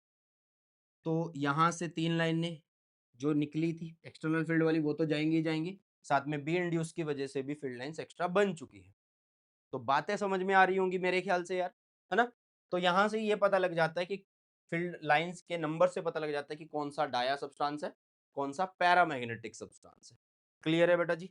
चलिए आगे की तरफ बढ़ते हैं। अब आ जाते हैं एक वेरी इंपॉर्टेंट टॉपिक पे, जिसका नाम है क्या? जिसका नाम है बेटा इंटेंसिटी ऑफ मैग्नेटाइजेशन। ये इंपॉर्टेंट है। मैंने पहले ही बोला था कि जितना पोर्शन मैग्नेटिक मटेरियल्स वाला आएगा ये बहुत ही ज्यादा इंपॉर्टेंट होगा, तो इसको बिल्कुल ध्यान से प्यार से समझना है। अगर आपको वन शॉट एक बार दोबारा भी देखना पड़ जाए तो दोबारा देख लेना यार, ठीक है? सुनो अब ध्यान से, इंटेंसिटी ऑफ मैग्नेटाइजेशन जिसको हम आई से शो करेंगे, ये एक वेक्टर क्वांटिटी है, ये याद रखना। होता क्या है? ये होता है मैग्नेटिक डाइपोल मोमेंट नीचे वॉल्यूम। क्लियर है बेटा? It is defined as magnetic dipole moment per unit volume. बेटा जी इतना याद रखना, मतलब कि जो वॉल्यूम वहां पे दिए गए हैं उन वॉल्यूम में कितना मूवमेंट्स बन रहा है, मैग्नेटिक मूवमेंट, मैग्नेटिक मूवमेंट पर यूनिट वॉल्यूम। ठीक है, चलो जी। तो ये एक वेक्टर क्वांटिटी है। वेक्टर क्वांटिटी है तो डायरेक्शन भी हमें चाहिए होगी। ये अगर वेक्टर क्वांटिटी है तो इधर भी एक वेक्टर क्वांटिटी है जो कि m है, और m की जो डायरेक्शन होगी वही i की डायरेक्शन होगी बेटा जी। ठीक है, अलोंग डाइपोल मूवमेंट। अब ध्यान से देखना, ऊपर मैग्नेटिक डाइपोल मूवमेंट है, तो मैग्नेटिक डाइपोल मूवमेंट की जो डायरेक्शन होती है वो क्या होती है, सॉरी ऐसा यूनिट वो होती है एम्पियर मीटर स्क्वायर। नीचे वॉल्यूम है जिसको हम लिखेंगे एम क्यूब से, ये इससे कट, ये इससे कट, है ना। मतलब ऊपर का एम स्क्वायर बिल्कुल कट चुका है, नीचे एम बच चुका है, तो ये हो गया एम्पियर मीटर इनवर्स, इसकी एसआई यूनिट हो गई। क्लियर है, पता लगी। इसी तरीके से आप इसकी क्या बना सकते हैं, डायमेंशन बना सकते हैं। जैसे कि एम्पियर है तो उसको आई से या ए से लिख सकते हैं, और साथ में आपका मीटर है तो वो लेंथ में, और इनवर्स है तो भाई फिर तो पता ही है आपको क्या करना है। अब ध्यान से देखना, मुझे ये पता लग गया कि इंटेंसिटी ऑफ मैग्नेटाइजेशन कैसे लिखते हैं। अगर मान लो मुझे इंटेंसिटी ऑफ मैग्नेटाइजेशन किसी बार मैग्नेट की लिखनी है, फिर कैसे लिखूंगा भाई, इसमें कौन सी बड़ी बात है भाई। इंटेंसिटी ऑफ मैग्नेटाइजेशन किसकी भाई, बार मैग्नेट की। बार मैग्नेट में एक सिरा होता है नॉर्थ पोल और एक सिरा होता है साउथ पोल, ठीक है। ये इसकी लेंथ होती है एल, और इसमें इंटेंसिटी ऑफ मैग्नेटाइजेशन कैसा बनेगा ये आप लोगों को देख लेना है भाई, ठीक है। अब ध्यान से देखना, इंटेंसिटी ऑफ मैग्नेटाइजेशन क्या है, मैग्नेटिक मूवमेंट पर यूनिट वॉल्यूम, यही होता है। तो यहाँ पे जो भी मैग्नेटिक मूवमेंट बन रही है उसकी डायरेक्शन भाई साउथ से नॉर्थ। क्यों भाई, मतलब यहाँ पे जितनी भी मैग्नेटिक मूवमेंट है वो उसकी डायरेक्शन क्या होगी, ऐसे ही होगी ना भाई। एक बार मैग्नेट है, साउथ से नॉर्थ ही तो जाएगी, ये पोर्शन, तो यहाँ से यहाँ जाएगी एम, और यहीं से यहीं हमारा आई जाने वाला है, यहीं से यहीं वाला हमारा आई जाने वाला, तो ये हो गया एम बाई में वी। एम क्या होता है, कोई भी पोल स्ट्रेंथ लो, पोल स्ट्रेंथ, इनके बीच की लेंथ लो, मैंने एल ले रखी है तो एल मल्टीप्लाई कर देंगे, अभी सिखाया था यार। और नीचे वॉल्यूम, वॉल्यूम कैसे लिखेंगे, इसकी लेंथ पूरी एल है, एरिया अगर ए हो जाए तो ए इंटू एल, वॉल्यूम हो गया, लेंथ से लेंथ कैंसिल, तो ये हो गया एम बाई में ए। ये जरूरी नहीं है, ये वाला पोर्शन इतना जरूरी नहीं है, ठीक है। ये पहले वाला जो है ये बहुत ज्यादा जरूरी है, इसको याद रख लेना, या इधर वाला जरूरी है, इधर वाला देख लो अभी के लिए, ठीक है। सुनो अब ध्यान से, अगर मुझे intensity of A diamagnetic substance लिखना है तो क्या लिखेंगे। हम यहाँ पे ये नहीं बताएंगे कि कितनी है, हम यहाँ पे ये देखेंगे कि एक्चुअल में क्या फिनोमिना फॉलो हो रहा है। बार मैग्नेट, जो कि एक एक्सटर्नल फील्ड दे रहा है किसको, डायामैग्नेटिक सब्सटेंस को। ये सारी बातें हमें पता है कि इसके अंदर जो बी इंड्यूस बनेगा वो ऐसे बनने वाला है, मतलब जो डाइपोल मूवमेंट्स बनेंगे वो ऐसे बनने वाली है। जितने भी एम बनेंगे भाई वो ऐसे बनेंगे ना, एम वेक्टर। अगर एम वेक्टर इधर है तो आई वेक्टर भी इधर है, बोलो। अगर एम वेक्टर इधर है तो आई वेक्टर भी इधर है। इतना तो सबको पता लग गया। चलो जी, अगर मुझे अब इसकी क्या लिखनी है, अगर मुझे अब इसकी इंटेंसिटी ऑफ मैग्नेटाइजेशन लिखना तो कैसे लिखेंगे, एम वेक्टर बाय में वॉल्यूम लिखते हैं, ठीक है बेटा, इतना सबको पता है। अब यहाँ पे बाहर से जो फील्ड है वो, और जो अंदर हमारी एम बनी है वो किस साइड है, देखो बाहर से एक्सटर्नल फील्ड ऐसे है, एम ऐसे, ठीक है। तो इसका मतलब यहाँ पे दोनों एक दूसरे के एंटी पैरेलल, ठीक है। सिमिलरली जिस डायरेक्शन में एम है भाई वही तो हमारा आई है, तो आई और बी भी एक दूसरे के अपोजिट है। समझ में आया। तो बस हमें यहाँ पे ये बताना होता है कि यहाँ पे induced field, magnetic dipole movement और जो आई होता है वो सारे के सारे अपोजिट होते हैं किसके, एक्सटर्नल फील्ड, ठीक है। मैंने पहले बोला था कि ये नहीं बताना है कि कितना वैल्यू आती है, नहीं, हमें सिर्फ ये बताना है बेटा जी कि वो किस तरीके से होते हैं। डायरेक्शन पता लग गई है। अब इंटेंसिटी ऑफ मैग्नेटाइजेशन अगर मुझे पैरामैग्नेटिक सब्सटेंस के लिए लिखना है तो फिर भाई ऑलरेडी हम पढ़ चुके हैं कि एल्यूमिनियम लिया, उसमें डाइपोल मोमेंट्स होगी, हर एटम की फील्ड लगाएंगे तो वो अलाइनमेंट हो जाएगा। जैसे फील्ड जिस डायरेक्शन में जा रहा है उसी डायरेक्शन में हमारे डाइपोल अलाइन हो गए हैं, मतलब ये आपका एम बन चुका है, तो यही हमारी आई की डायरेक्शन और यही हमारी बी इंड्यूस्ड की डायरेक्शन। तो यहाँ पे सारे के सारे क्या होंगे, पैरेलल होंगे। यहाँ पे सारे के सारे क्या होंगे बेटा, पैरेलल होंगे। समझ में आई बात। दूसरी बात, एक चीज का ध्यान रखना है, अगर मैं यहाँ पे ये बोल दूं बेटा जी कि जितना यहाँ पे बी इंड्यूस्ड है वही तो आई है, इंटेंसिटी ऑफ मैग्नेटाइजेशन ही तो हमारे पास बी बता रहा है। बोलो भाई समझ में आया या नहीं आया। सर ऐसे कैसे, ऐसे कैसे, देखो आई क्या है हमारा, कि कितने मैग्नेटिक डाइपोल मूवमेंट्स बन रहे हैं पर यूनिट वॉल्यूम में, वो हमारा आई है। भाई डाइपोल मूवमेंट्स, मान लो ये डाइपोल ऐसे बन रहे हैं, हर वॉल्यूम में ऐसे डाइपोल्स बन रहे हैं, इन्हीं से ही तो बी बन रहा है भाई, बी इंड्यूस बन रहा है। तो हम बोल सकते हैं कि जो बी इंड्यूस है वो डायरेक्टली प्रोपोर्शनल आई है। प्रोपोर्शनलिटी को हटा के आप ऐसा भी बोल सकते हैं कि बी इंड्यूस जो है वो किसके बराबर है, म्यू नॉट आई के बराबर है। आप ये भी बोल सकते हैं किसके बराबर है, आपका जो बी इंड्यूस्ड है बेटा वो किसके बराबर हुआ, वो म्यू नॉट आई के बराबर हुआ। ये वेक्टर क्वांटिटी है तो ये भी वेक्टर क्वांटिटी है भाई, है ना। तो आप इसको ऐसे भी लिख सकते हैं और म्यू नॉट की वैल्यू तो ऑलरेडी मैंने सिखाई हुई है यार, इसमें कौन सी बड़ी बात है। दोबारा से बता रहा हूँ कि मैं बोल रहा हूँ कि जो बी इंड्यूस है वो डायरेक्टली प्रोपोर्शनल आई है। हाँ यार, तभी तो बन रहा है भाई, जितने डाइपोल्स बने हैं, डाइपोल्स जितने बने हैं पर यूनिट वॉल्यूम में इंड्यूस हुए, उन्हीं से तो बी बना था, वो बी इंड्यूस। तो आपने बोल दिया भाई बी इंड्यूस किसके प्रोपोर्शनल है, आई की। बात क्लियर हुई या नहीं हुई? चलिए जी आगे बढ़ते हैं।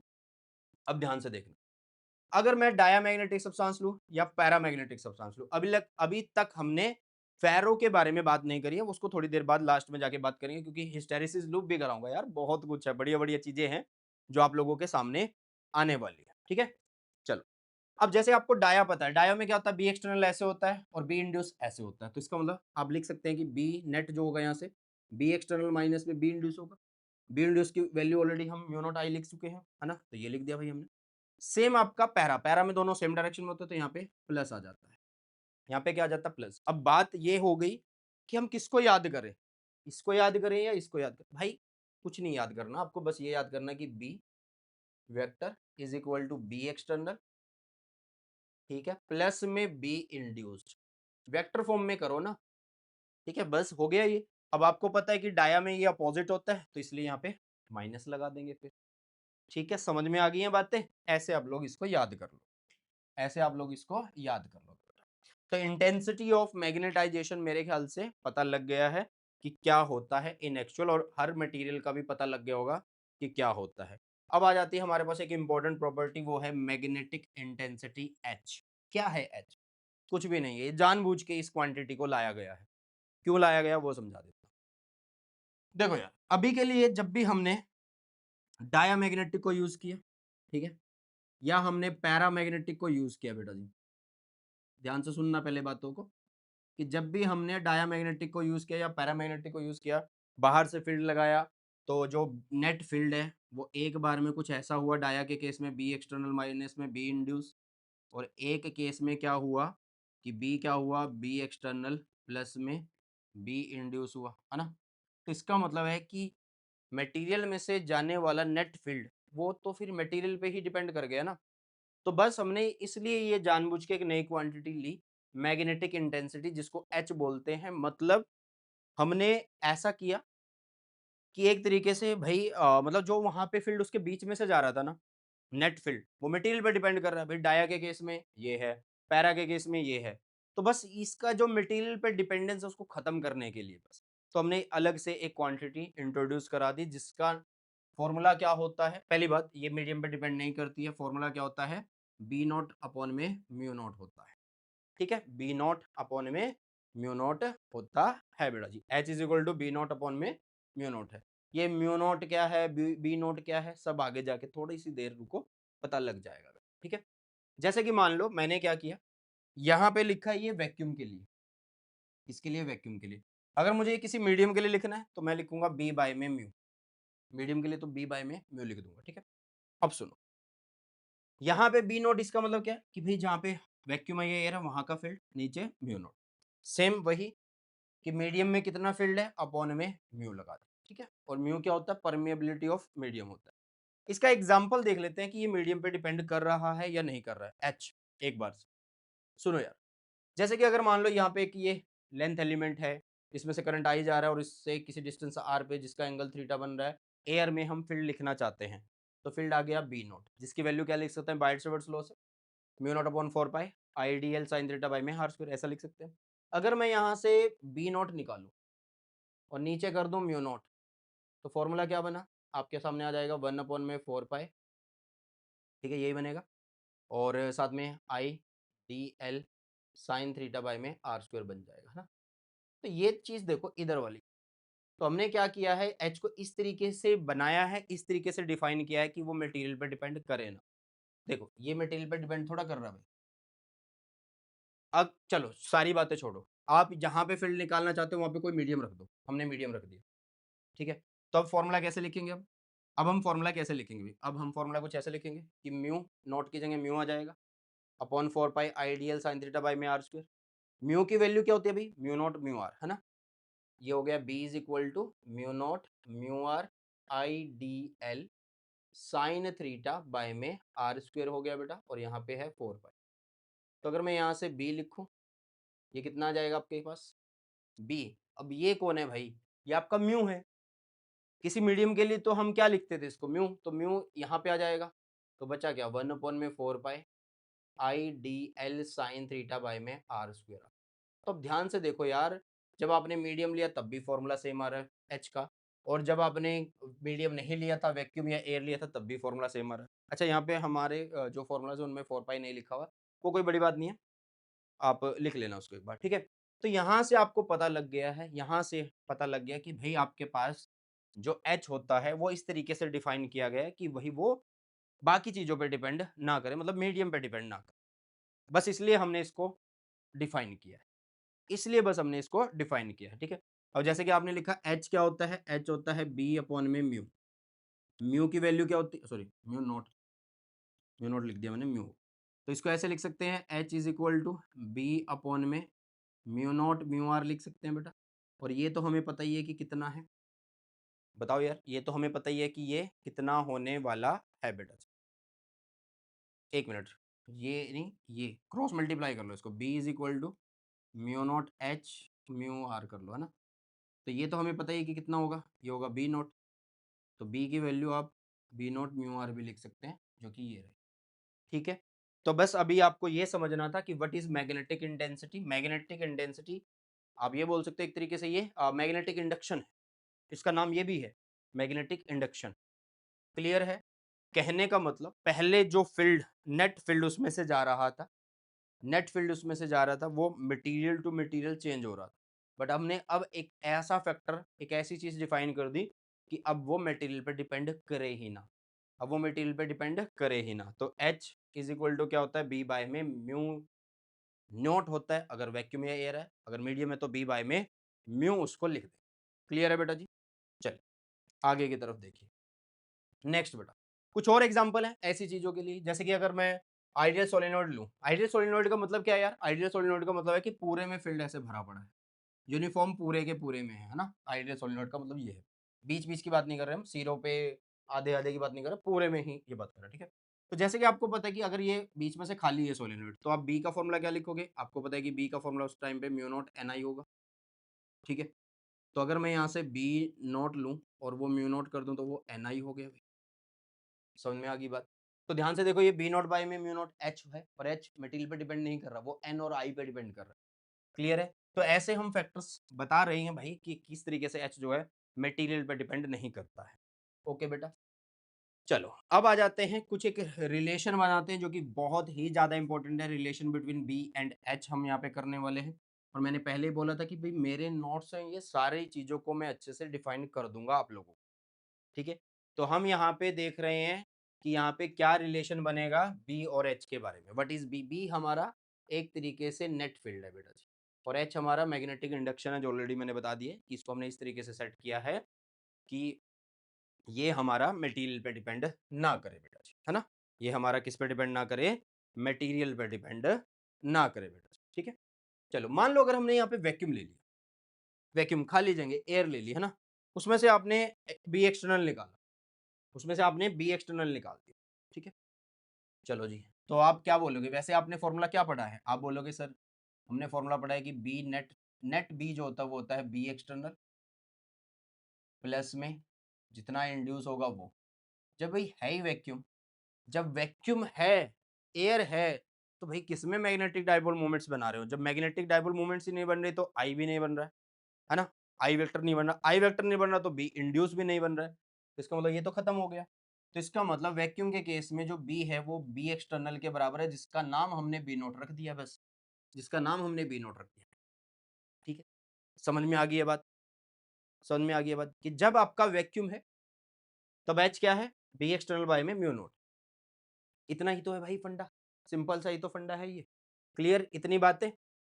क्लियर इतनी बातें? चलिए जी, चलो अब ध्यान से देखना। तो इस टाइम पे मैं क्या लिख सकता हूँ? ये ऑलरेडी मैंने आप लोगों को चीजें बता भी दी हैं सारी, कि B vector is equal to क्या होगा? ये होगा बी नॉट बी इंड्यूस, ठीक है। और बी इंड्यूस वैसे क्या होता है? आपको पता है कि म्यू नॉट आई होता है। वैक्यूम के लिए कोई भी एटम नहीं है, कोई भी मैग्नेटाइजेशन है, कोई भी इंड्यूस नहीं है, तो दैट्स वाई ये जीरो हो रहा है। तो बी की वैल्यू बी नॉट के बराबर आ रही है, जो कि ऑलरेडी मैंने बता दिया आप लोगों को, ठीक है।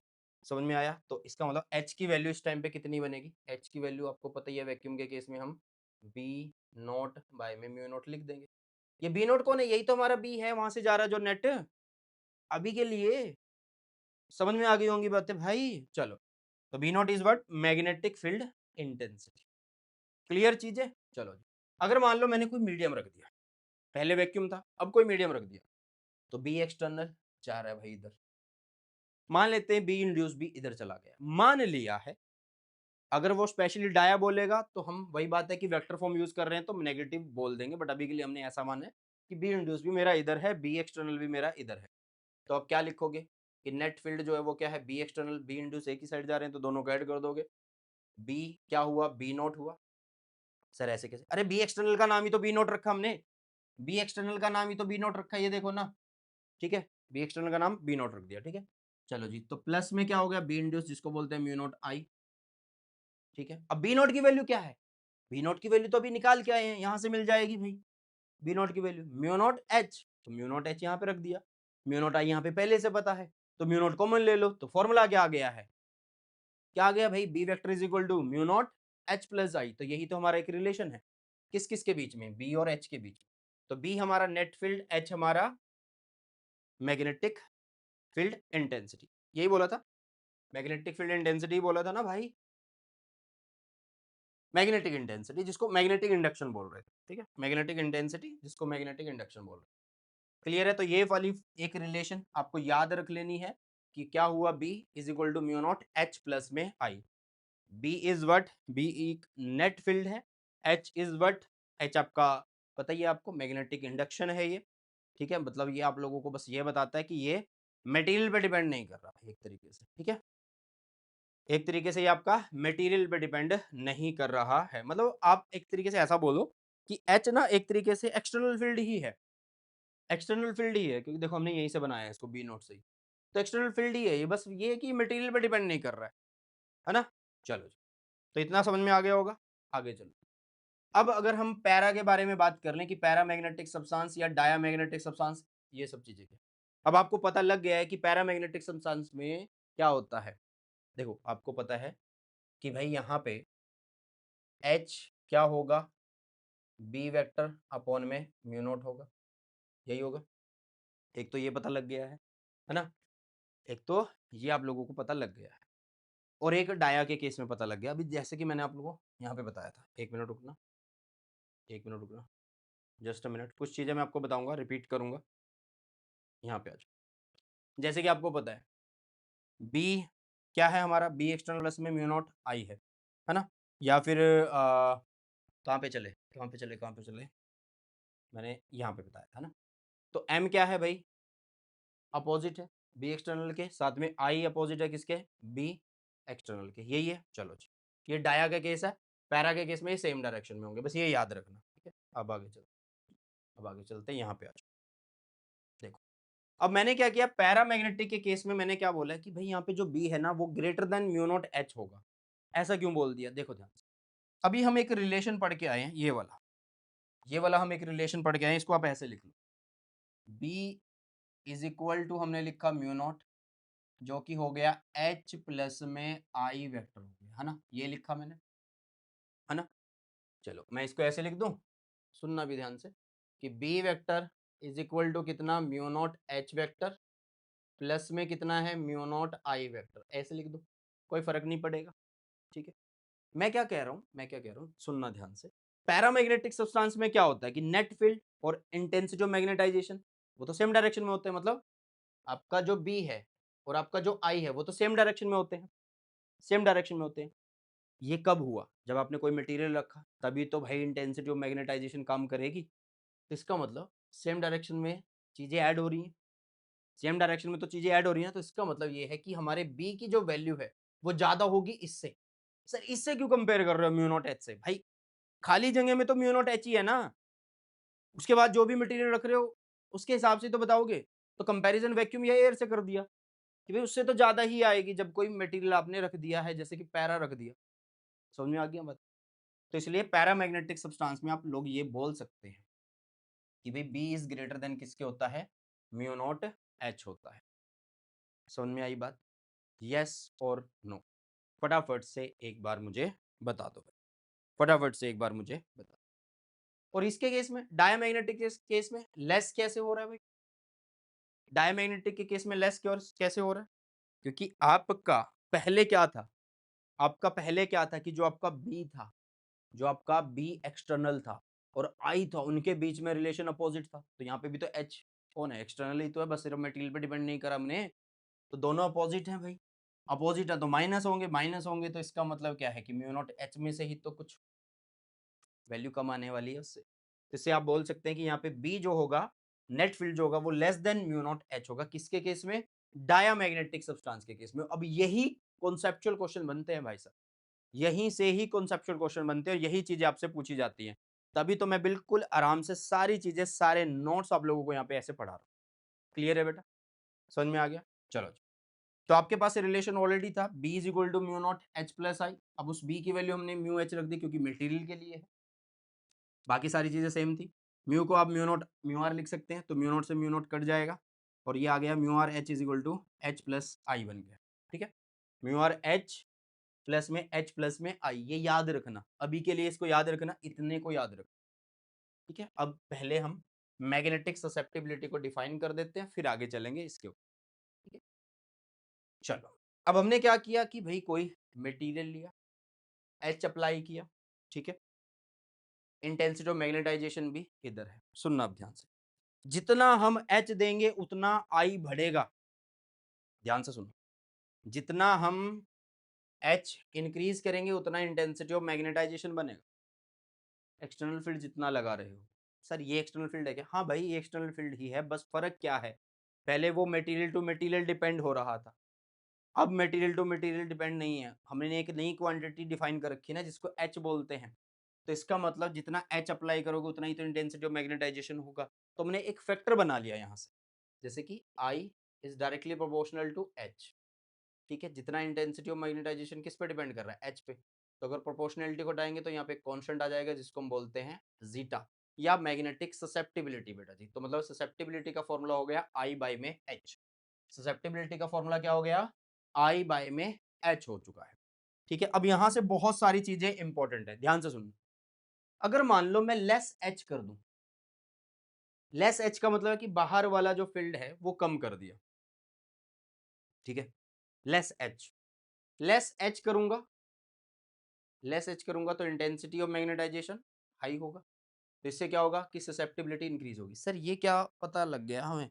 ये क्या बात बता दी आपने? अभी तो आपने बोला ससेप्टिबिलिटी वो आई बाई में एच है, उस पर ये इस तरीके से डिफाइन। अरे भाई सुनो पहले, एच क्या है? बाहर से डाइपोल्स का अलाइनमेंट करवा रहा है ना। सुनो, तो जितना, अगर आपने क्या किया, लेस एच यूज किया, बट इंटेंसिटी ऑफ मैग्नेटाइजेशन अभी भी हाई है, तो इसका मतलब इसकी ससेप्टिबिलिटी हाई है। इसका मतलब क्या है?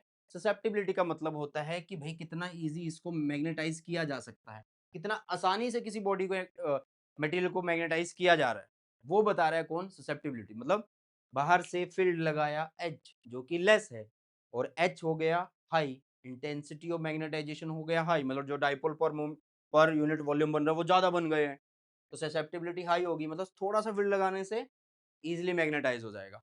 अगर मान लो एच ज्यादा है तो लेस मैग्नेटाइजेशन, मतलब लो वैल्यू ऑफ आई हो गया, तो इसका मतलब ससेप्टिबिलिटी उसकी कम है, तो इसका मतलब है कि इसको इजीली मैग्नेटाइज नहीं किया जा रहा है, थोड़े एफर्ट्स ज्यादा लगाने पड़ रहे हैं। ठीक है, हाई मैग्नेटिक ससेप्टिबिलिटी का मतलब क्या है?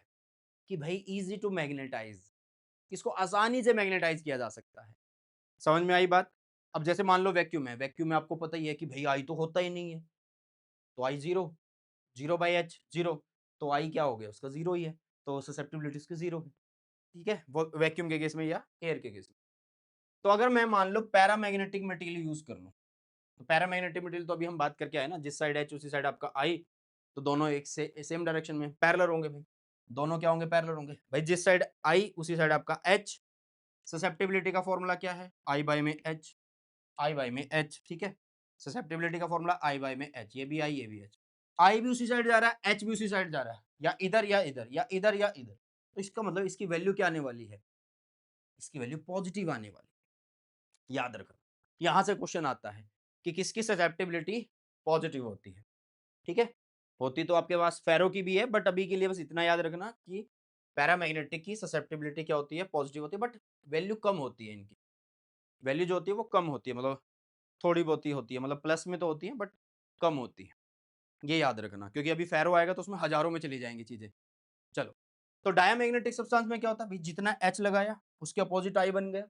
तो दोनों यार देखो ध्यान से, रेशियो अगर निकालूँ, एक I है, एक H है, दोनों अपोजिट आएँगे, एक पॉजिटिव एक नेगेटिव, आंसर क्या आएगा? नेगेटिव आएगा। तो ससेप्टिबिलिटी किसकी नेगेटिव? डायामैग्नेटिक सब्सटेंस की। सर क्या इनकी याद करनी है? नहीं भाई, कुछ भी याद नहीं करना, बस आपको ये पता होना चाहिए कि ससेप्टिबिलिटी नेगेटिव किसकी होगी? डायामैग्नेटिक सब्सटेंस की। पॉजिटिव किसकी है? Paramagnetic substance. क्लियर? बातें समझ में आ गई हैं भाई? जल्दी से बताओ, बढ़िया वाला वन शॉट तैयार हो रहा है आप लोगों के लिए? Sorry, gun shot. अब जैसे कि आपको पता है कि वैक्यूम जो होता है, वैक्यूम में बी एक्सटर्नल बी नॉट के बराबर होता है, जिसको म्यू नॉट एच लिखते हैं। इतना तो आप सबको पता ही है। अभी जैसे कि आप एक रिलेशन छोड़ के आए थे आप, है ना? आप एक रिलेशन छोड़ के आए थे, कौन सा? B vector is equal to mu not H plus में आई आप लोग छोड़ के आए, यही करके आए थे। क्लियर है बेटा? बोलो, यही करके आए थे, है ना? तो उसी को मैं आगे बढ़ा रहा हूँ। कैसे? अब आपको पता है कि आई क्या होता है, सॉरी ससेप्टिबिलिटी क्या होता है, आई बाई में। ससेप्टिबिलिटी क्या होता है? आई बाई में एच होता है, ऐसे। तो अगर मैं यहाँ से आई निकाल लूँ तो दिस विल बी ससेप्टिबिलिटी और साथ में एच, है ना? आई को मैं यहाँ पे रख देता हूँ, तो बी की वैल्यू कितनी होगी भाई? Mu naught H vector plus में आई की वैल्यू कितनी है भैया? ससेप्टिबिलिटी इंटू में एच है बेटा, है ना? एच कॉमन आ गया। मैं प्लस क्यों यूज कर रहा हूँ भाई? मैं वेक्टर फॉर्म यूज कर रहा हूँ ना। डाया पैरा फेरो के लिए आप उसी तरीके से कर सकते हो अप्लाई। तो म्यू नॉट हुआ, एच बाहर आ गया, यहाँ पे कितना हुआ 1 और यहाँ पे कितना हुआ ससेप्टिबिलिटी। क्लियर है? बताओ जल्दी। और म्यू नॉट एच क्या होता है? देखो ना भाई, म्यू नॉट एच कितना होता है, जल्दी से बताओ फटाफट से। म्यू नॉट एच जल्दी सोचो। या बी की वैल्यू बता दो क्या होती है। बी की वैल्यू, बी की वैल्यू, बी की वैल्यू किसी मीडियम के लिए, तो मीडियम के लिए तो म्यू एच होता है ना? तो ये हो गया म्यू नॉट एच, यहाँ पे 1 प्लस जीटा हो गया। म्यू को क्या लिखते हैं? म्यू को म्यू नॉट म्यू आर लिखते हैं। ये हो गया H is equal to mu not H vector, 1 plus में जीटा हो गया, है ना? एच से एच कैंसिल, म्यू नॉट से म्यू नॉट कैंसिल, तो mu are is equal to कितना है? 1 प्लस में ससेप्टिबिलिटी आ गया भाई, 1 प्लस में ससेप्टिबिलिटी आ गया। एक रिलेशन और मिल गया मुझे। अब ध्यान से सुनना, जब पैरामैग्नेटिक सब्सटेंस था तो उसका ससेप्टिबिलिटी पॉजिटिव था, तो पॉजिटिव में 1 ऐड हो रहा है, तो म्यू आर भी क्या आएगा भाई? पॉजिटिव ही आएगा। और 1 में ऐड हो रही है कोई पॉजिटिव वैल्यू, इसका मतलब ससेप्टिबिलिटी ग्रेटर देन 1 है। किसके लिए? पैरा के लिए। ठीक है? और यहाँ पे ससेप्टिबिलिटी किससे ज्यादा थी पहले? पहले सिर्फ ये बताया था पॉजिटिव है, तो इसका मतलब 0 से तो बड़ी है भाई। तो इसका मतलब 0 से तो बड़ी है, तो 0 से बड़ी होगी भाई। डाया के केस में ससेप्टिबिलिटी नेगेटिव थी, मतलब 0 से कम थी, 0 से कम थी ये बोला था ना। तो म्यू आर क्या होगा भाई? अगर ये चीज नेगेटिव है तो 1 में से नेगेटिव है भाई, तो इसका मतलब ये भी लेस देन 1 होने वाली है, लेस देन 1 होने वाली है। ओके, वैक्यूम के केस में zeta zero but mu r कितना? 1। तो देखो आ गया म्यू आर की वैल्यू भी कितनी? 1 बेटा जी। तो मेरे ख्याल से इतनी बात, इतनी चीजें सभी को अच्छे से समझ में आ गई हो। बताइए जल्दी से, मैं एक बार रिकॉर्डिंग जो है वो देख लेता हूँ यार, ज्यादा बड़ी लेंथ ना हो जाए, ड्यूरेशन ना हो जाए, कभी इसको एडिट करते हुए दिक्कत आ जाए। व्हाट इज म्यू आर यार? म्यू आर जो होता है वो रिलेटिव परमिएबिलिटी होता है। क्लियर है बेटा जी? चलिए अब आगे की तरफ बढ़ते हैं। अब आ जाते हैं क्यूरीज लॉ पे।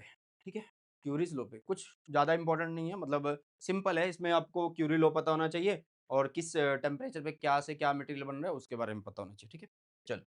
तो क्यूरी लॉ में क्या होता है, जैसे कि हमने क्या किया, कोई फील्ड अप्लाई किया, है ना? बी नेट जहां जा रहा है उसी साइड आपका आई जा रहा है, उसी साइड आपके बी इंड्यूस जा रहे हैं। ठीक है, अभी सुनो। तो टेम्परेचर जैसे इंक्रीज होगा, वाइब्रेशन इंक्रीज होगी किसकी? एटम्स की। वाइब्रेशन अगर इंक्रीज होगी एटम की तो काइनेटिक एनर्जी इंक्रीज हो जाएगी, काइनेटिक एनर्जी इंक्रीज हो जाएगी, इसका मतलब उनका जो इंटेंसिटी जो मैग्नेटाइजेशन है, मैग्नेटिक मूवमेंट पर यूनिट वॉल्यूम जो है वो उतना अच्छा नहीं होगा। तो इसका मतलब भाई आई की वैल्यू डिक्रीज होगी। आई की वैल्यू अगर डिक्रीज होगी तो ससेप्टिबिलिटी की वैल्यू डिक्रीज होगी, क्योंकि आई की वैल्यू अगर डिक्रीज हो रही है तो ससेप्टिबिलिटी की वैल्यू भी तो डिक्रीज हो रही है ना? तो इसका मतलब क्या हो रहा है? कि जैसे-जैसे आपने टेम्परेचर इंक्रीज़ किया ससेप्टिबिलिटी डिक्रीज़ हो गई। जैसे-जैसे आपने टेम्परेचर इंक्रीज़ किया ससेप्टिबिलिटी डिक्रीज़ हो गई। मतलब उसको मैग्नेटाइज़ करना अब आसान नहीं रहा, मुश्किल हो गया। तो टेम्परेचर जैसे डिक्रीज़ करा ससेप्टिबिलिटी इंक्रीज़ हो गई। तो इसका मतलब ससेप्टिबिलिटी जो है भाई वो टेम्परेचर के इनवर्स है। मतलब इनवर्स का रिलेशन रखती है। तो इसको प्रोपोर्शनैलिटी को हटा के हम यहाँ पे एक कांस्टेंट लगा देते हैं सी जिसको बोलते हैं क्यूरी टेम्परेचर, ठीक है? सॉरी क्यूरी कांस्टेंट और टी जो है वो केल्विन में होता है। अभी हमने फेरोमैग्नेटिक सब्सटेंस नहीं किया है बट एक बार के लिए सुन लो कि फेरोमैग्नेटिक सब्सटेंस क्या होता है जिसका ससेप्टिबिलिटी बहुत ज़्यादा हाई होता है। क्या होता है बेटा जी? इसका ससेप्टिबिलिटी जो होता है वो बहुत ही ज़्यादा हाई होता है। मतलब टेम्परेचर इंक्रीज़ कर दो, ससेप्टिबिलिटी इसकी डिक्रीज़ हो जाए। फेरोमैग्नेटिक सब्सटेंस में क्या होता है, क्या इसकी ससेप्टिबिलिटी हाई होती है। तो टेम्परेचर अगर आपने इंक्रीज़ करा, तो ससेप्टिबिलिटी डिक्रीज़ होनी है, वो कोई बड़ी बात नहीं है, वो तो हमने ऑलरेडी पढ़ भी लिया है। बट अभी के लिए मेन मुद्दा था ये वाली चीज़, इसका रिलेशन पता करना। ओके, तो फेरोमैग्नेटिक सब्सटेंस अभी आगे जाके पढ़ेंगे बट अभी के लिए सुन लो। हम क्या करते हैं जैसे-जैसे टेम्परेचर बढ़ाते हैं, बढ़ाते हैं, बढ़ाते हैं, तो भाई मैंने क्या बोला है कि इसकी ससेप्टिबिलिटी डिक्रीज़ हो जाती है। क्यों? क्योंकि वाइब्रेशन बढ़ जाती है, काइनेटिक एनर्जी बढ़ जाती है, तो रैंडम मोशन बढ़ गया, तो जो परफेक्ट अलाइनमेंट फेरो में होता है सबका, वो खत्म होना स्टार्ट हो गया। तो ये क्या बन जाता है? फेरो से पैरा बनना शुरू हो जाता है। फेरो से पैरा बनना शुरू हो जाता है बेटा जी। क्लियर है? If temperature of ferromagnetic substance is increased, their susceptibility will decrease, and at a specific temperature they will behave like a paramagnetic substance. एक स्पेसिफिक टेम्परेचर पे वो पैरामैग्नेटिक सब्सटेंस की तरह बिहेव करने वाले हैं और इसी टेम्परेचर को हम क्या बोलते हैं? Curie temperature. क्या बोलते हैं? क्यूरी टेम्परेचर या क्यूरी पॉइंट बोलते हैं बेटा। ठीक है, इसके अलावा टेम्परेचर का एक और क्वेश्चन मतलब रिलेशन पूछ लिया जाता है, वो ये होता है जिसको हम लिखते हैं susceptibility is equal to C dash upon में T minus T C. T C हमारा क्यूरी टेम्परेचर है और टी जो है हमारा उससे ज़्यादा वाला टेम्परेचर, सी डैश हमारा वही क्यूरी कॉन्स्टेंट। ठीक है, अब बात ये हुई कि हमें फॉर्मूला कौन सा यूज़ करना है। भाई सिंगल टेम्परेचर दिया है, ये वाला फॉर्मूला यूज़ कर लेना, डबल टेम्परेचर दिया है तो वो वाला यूज़ कर लेना। बट हमारे कोर्स में ये नहीं है, ये बस जस्ट एनसीईआरटी में लिखा हुआ है तो हमें इतना ही याद करना है, ज़्यादा नहीं। हमें मेन फोकस इस फॉर्मूले के ऊपर रखना है। तो अभी यहाँ से हमें क्या पता लगा कि जैसे-जैसे टेम्परेचर बढ़ता है ससेप्टिबिलिटी, मैग्नेटिक ससेप्टिबिलिटी वो डिक्रीज़ होती है, तो इनके बीच में एक इनवर्स का रिलेशन होता है और एक स्पेसिफिक टेम्परेचर पे फेरो भी पैरा बन जाता है। क्लियर है बेटा? चलिए, अब आगे बढ़ते हैं। तो अभी फेरो पढ़ते हैं बट जैसा कि मैंने बोला कि रिकॉर्डिंग ज़्यादा बड़ी ना हो जाए, तो अभी 2 मिनट 3 मिनट का ब्रेक लेते हैं, उसके बाद फिर स्टार्ट करते हैं दोबारा से। चलो यार, तो अभी करते हैं फेरोमैग्नेटिक सब्सटेंस, ठीक है? तो फेरोमैग्नेटिक सब्सटेंस क्या होगा? ये भी ऐसे एटम से बने होंगे, जिनमें हर एक एटम के पास डाइपोल मोमेंट होगी ही होगी, ठीक है? मतलब पैरा और फेरो सेम ही बात है बट कुछ डिफरेंस है, उसका ध्यान रखना। जैसे कि फेरोमैग्नेटिक सब्सटेंस के पहले कुछ एग्जांपल देख लेते हैं, जैसे कि Fe हो गया, Ni हो गया, निकल हो गया, कोबाल्ट हो गया, है ना? तो इसमें एटम्स क्या होंगे? Non zero magnetic dipole moment वाले। ये तो मैंने बता ही दिया। लेकिन फ़र्क क्या है? पैरा में और इसमें क्या फ़र्क? देखो वहाँ पे जो डाइपोल मोमेंट थी रैंडम मोशन में थी। यहाँ पे भी रैंडम मोशन में होगी बट हर एटम क्या करेगा? अपने पड़ोसी को बोलेगा भाई तू मेरे साथ लग जा। पड़ोसी को बोलेगा मेरे साथ लग जा। तो मतलब अगर एक की डाइपोल मोमेंट इस साइड जा रही है, तो ये दूसरे वाले को अपने साइड अलाइन कर लेगा, अपनी साइड अलाइन कर लेगा। मतलब यहाँ पे क्या होता है कि डाइपोल मूवमेंट्स रैंडम में तो होंगी, बट वो ग्रुप्स में होंगी जिसको हम बोलते हैं डोमेन्स। जिसको क्या बोलते हैं? डोमेन्स बोलते हैं बेटा जी।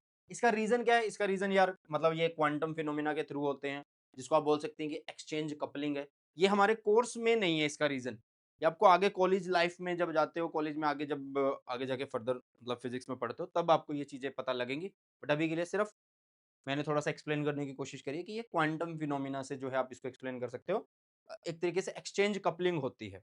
मतलब आप ये बोल सकते हो एक्सचेंज कपलिंग को कि near by atom intersect align along same direction. मतलब जो साथ वाला एटम है वो साथ वाले को अपने साथ अलाइन कर लेता है। ठीक है? मतलब ग्रुप्स बना लेते हैं ये। तो यहाँ पे ये डोमेन्स में बन जाते हैं और जो ये डोमेन है, इनका जो साइज़ है बेटा वो लगभग-लगभग 1 एमएम होता है। ठीक है? और इसमें लगभग 10 की पावर 11 एटम्स पड़े होते हैं 1 एमएम के साइज़ के अंदर। ठीक है? ये याद रखना है। मतलब नंबर्स जो होते हैं वो लगभग 10 की पावर 11 एटम, भाई साहब 1 एमएम के अंदर इतने एटम्स होते हैं। ठीक है? चलो जी। अब जैसे कि मान लो ये हमने फेरोमैग्नेटिक सब्सटेंस लिया, इसमें जो एटम्स हैं उनकी डाइपोल मोमेंट्स हैं, उन्होंने अपने-अपने ग्रुप बना लिए हैं, तो डोमेन्स बन गई है। अब मैंने इलेक्ट्रिक फील्ड लगा sorry not electric, magnetic field लगा दिया बाहर से ऐसे, ये देखो नीचे जा रहा है ना? एक्सटर्नल फील्ड है। तो अभी होगा क्या यहाँ पे? इसमें क्या फिनोमेना होता है? जैसे वहाँ पे अलाइनमेंट होता था इन द डायरेक्शन ऑफ फील्ड, यहाँ पे भी होगा बट सुनो, जो domain in the direction of field है, वो भाई साहब ग्रो करना स्टार्ट कर देंगी और जो अपोजिट डायरेक्शन में होंगी, वो उनका साइज छोटा होना शुरू हो जाएगा। ठीक है? समझ में आई बात? ठीक है? डोमेन ग्रोथ यहाँ पे चलती है। Domain along B external will grow in size and size of other decreases. Note करने की बात क्या है कि व्हेन बी एक्सटर्नल जीरो कर दें तब एम टोटल भी इसका जीरो है, मतलब किसी वॉल्यूम में अगर चेक करेंगे तो वो क्या भाई वो जीरो होने वाला है। ठीक है, जो कि हमने पहले भी पढ़ा था, बट यहाँ पे बात मेन चीज समझने की क्या थी, रैंडम मोशन में है सारी, सात वाले को अलाइन कर रहा है, ग्रुप्स बना रहे हैं, उनको डोमेन बोलते हैं। डोमेन का साइज मैंने बता दिया, 10 की पावर 11 एटम्स होते हैं, वो भी बता दिया भाई।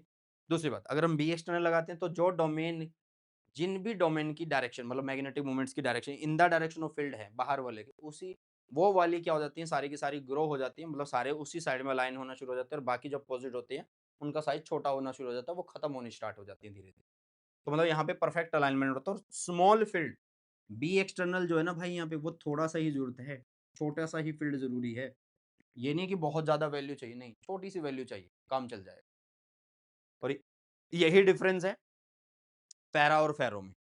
ठीक है, पैरा और फेरो में वहां पे अलाइनमेंट कम होता है, पार्शियल होता है, यहाँ पे परफेक्ट बोल सकते हो आप लोग। ठीक है, चलो।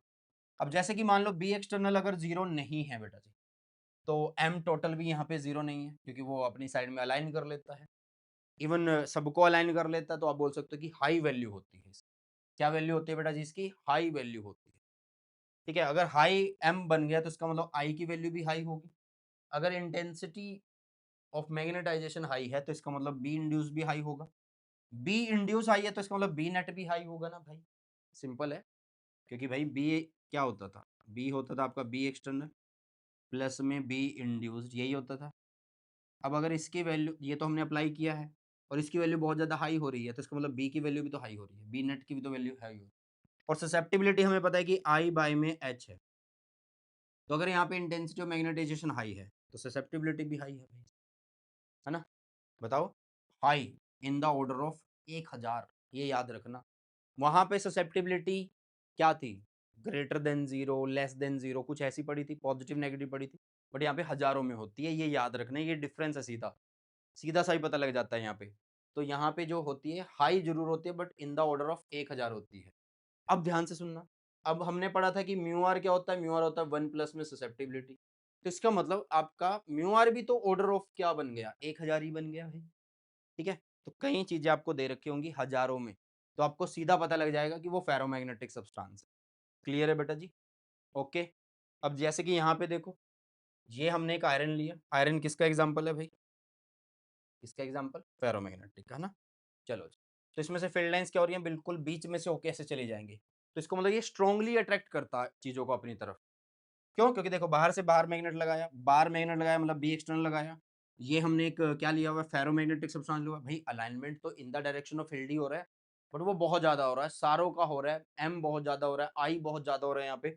इसका मतलब ये क्या करता है भाई, इसके अंदर जो एस और एन बनता है, मतलब वो स्ट्रॉन्ग बना रहा है एक तरीके से ये, या फिर ये बोल सकते हो कि इसमें से जाने वाली जो फील्ड है भाई, वो बहुत ज्यादा डीप में से बिल्कुल अच्छा पैटर्न बना के जाती है, बिल्कुल क्लोजली जाती है ऐसे। क्लियर है बेटा जी? समझ में आ गई होंगी बात?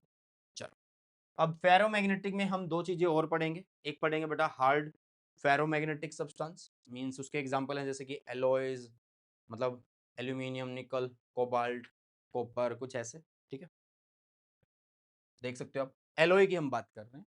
ठीक है, किसकी बात कर रहे हैं बेटा, हम एलॉयज की बात कर रहे हैं फेरोमैग्नेटिक सब्सटेंस के लिए, हार्ड फेरोमैग्नेटिक सब्सटेंस।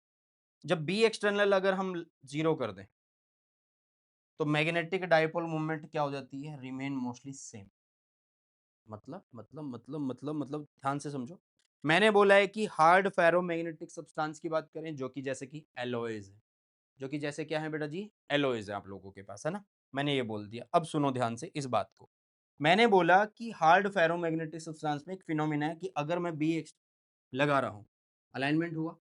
अगर मैं बी एक्सटर्नल को हटा दूं तो भी अलाइनमेंट वैसे का वैसे ही रहता है, तो भी अलाइनमेंट वैसे का वैसे ही रहता है। तो इसका मतलब ये एक बार मैग्नेट बन जाएगा। मतलब आप बोल सकते हैं कि यार जो हम मैग्नेट बनाते हैं वो किससे बनाते हैं, हार्ड फेरोमैग्नेटिक सब्सटेंस से बनाते हैं, आप ये बोल सकते हो। ठीक है। In hard ferromagnetic material if we remove B external, domains will remain aligned rigidly as they were in presence of B external। जैसे वो B external की प्रेजेंस में थी अलाइन वैसे ही रहेंगी। ठीक है। Hence there is permanent magnetization किसका, of hard ferromagnetic substance, and there is permanent magnetic dipole moment. हाँ भाई, जब आपने बी हटा दिया है उसके बाद भी अलाइंड है तो इसका मतलब परमानेंट मैग्नेटिक मोमेंट है इनके पास। परमानेंट मैग्नेटिक मोमेंट है तो इसका मतलब ये बिहेव करेंगे किसकी तरह, परमानेंट बार मैग्नेट की तरह बिहेव करेंगे। क्लियर है। सॉफ्ट फेरोमैग्नेटिक सब्सटेंस में क्या होता है, जैसे कि सॉफ्ट आयरन हो गया बेटा जी, और यहाँ पे जैसे एग्जांपल था एलोइस का एग्जांपल है ना, एलोइस हो गए। तो इसमें क्या होता है कि जैसे आपने बी नेट मतलब बी एक्सटर्नल को जीरो करा ना, तो बी एम नेट भी जीरो हो जाता है।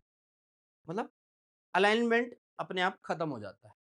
समझ में आ गई है बात, समझ में आ गई है बात। इसमें अलाइनमेंट खत्म हो जाता है, इसमें अलाइनमेंट खत्म नहीं होता। तो इसमें एम जीरो हो गया ना, तो मतलब जो इसका मैग्नेटाइजेशन की प्रॉपर्टी थी वो खत्म, इसमें खत्म नहीं हुई। समझ में आ गई है बातें। तो ये सॉफ्ट आयरन कोर हो गया, और ये वाला आपका एलोए हो गया बेटा जी। ये क्या हो गया आपका, एलोए हो चुका है। चलो अब आगे की तरफ बढ़ते हैं। चलिए नेक्स्ट आ जाता है बेटा जी एक इंपॉर्टेंट टॉपिक जो कि है हिस्टेरेसिस। ठीक है, क्या होता है हिस्टेरेसिस, हिस्टेरेसिस लूप भी बोला जाता है। एक बहुत अच्छा टॉपिक है, बिल्कुल आसान है, और ये फेरोमैग्नेटिक सब्सटेंस के लिए ही होता है। तो एक बार से अच्छे से समझ लो, बिल्कुल सिंपल है, बिल्कुल आसान है भाई। बहुत सारे बच्चे इसको मुश्किल सोचते होंगे जिन्होंने अभी तक पढ़ा भी होगा। भाई मुश्किल नहीं है, बिल्कुल प्यारा सा टॉपिक है, आसान सा टॉपिक है, सुन लो। पहली बात, हिस्टेरेसिस होता क्या है, ध्यान से। It is the phenomena in which, ये एक फिनोमिना है जिसके अंदर the value of a physical property lags behind the effect causing it. ध्यान से देखो क्या बोला है इसने, it is the phenomena in which the value of a physical property lags behind the effect causing it. मतलब कोई बी एक्सटर्नल हमने अप्लाई किया, उससे मैग्नेटिक डाइपोल मोमेंट्स बन गई। हमने बी एक्सटर्नल को हटा दिया, ठीक है, या एच को हटा दिया, तो मैग्नेटाइजेशन अभी खत्म नहीं हो, वो धीरे धीरे धीरे धीरे धीरे धीरे, और जब हम उसको नेगेटिव में ले जाएंगे तब खत्म हो रहा है। तो मतलब बी एक्सटर्नल हमने अप्लाई किया, मतलब बी एक्सटर्नल की वजह से क्या हो रहा है, मैग्नेटाइजेशन इंड्यूस हो रहा है, मतलब आई बन रहा है यार। इंटेंसिटी ऑफ मैग्नेटाइजेशन क्या है, एम बाई में वी है ना, मैग्नेटिक डाइपोल मोमेंट्स पर यूनिट वॉल्यूम बन रहे थे, वो किसकी वजह से बन रहे थे, बी एक्सटर्नल की वजह से। तो हमने बी को हटा दिया, बट अभी भी मैग्नेटिक मोमेंट्स बने हुए हैं, वो धीरे धीरे धीरे धीरे मतलब पीछे हैं, वो खत्म नहीं हुए एक बार से। तो इसका मतलब वो हिस्टेरिसिस होता है, जैसे कि it is the phenomena in which the value of a physical property lags behind the effect causing it. ठीक है। डेफिनेशन अगर अभी तक समझ में नहीं आई है, आगे जाके समझ में आ जाएगी। जैसे हमने क्या किया, एक फेरोमैग्नेटिक सब्सटेंस लिया, एच अप्लाई किया, ठीक है, एच ऐसे अप्लाई कर दिया। ठीक है, अब यहाँ पे ग्राफ बनाते हैं। इधर रखते हैं बेटा इंटेंसिटी ऑफ मैग्नेटाइजेशन, इधर रखते हैं हम एच, इधर पॉजिटिव वैल्यू इधर नेगेटिव वैल्यू, आई की पॉजिटिव वैल्यू आई की नेगेटिव वैल्यू। इतना तो पता लग गया होगा। अब सुनो, अब जैसे जैसे हमने क्या किया, यहां से सुनना बेटा, ध्यान से देखना।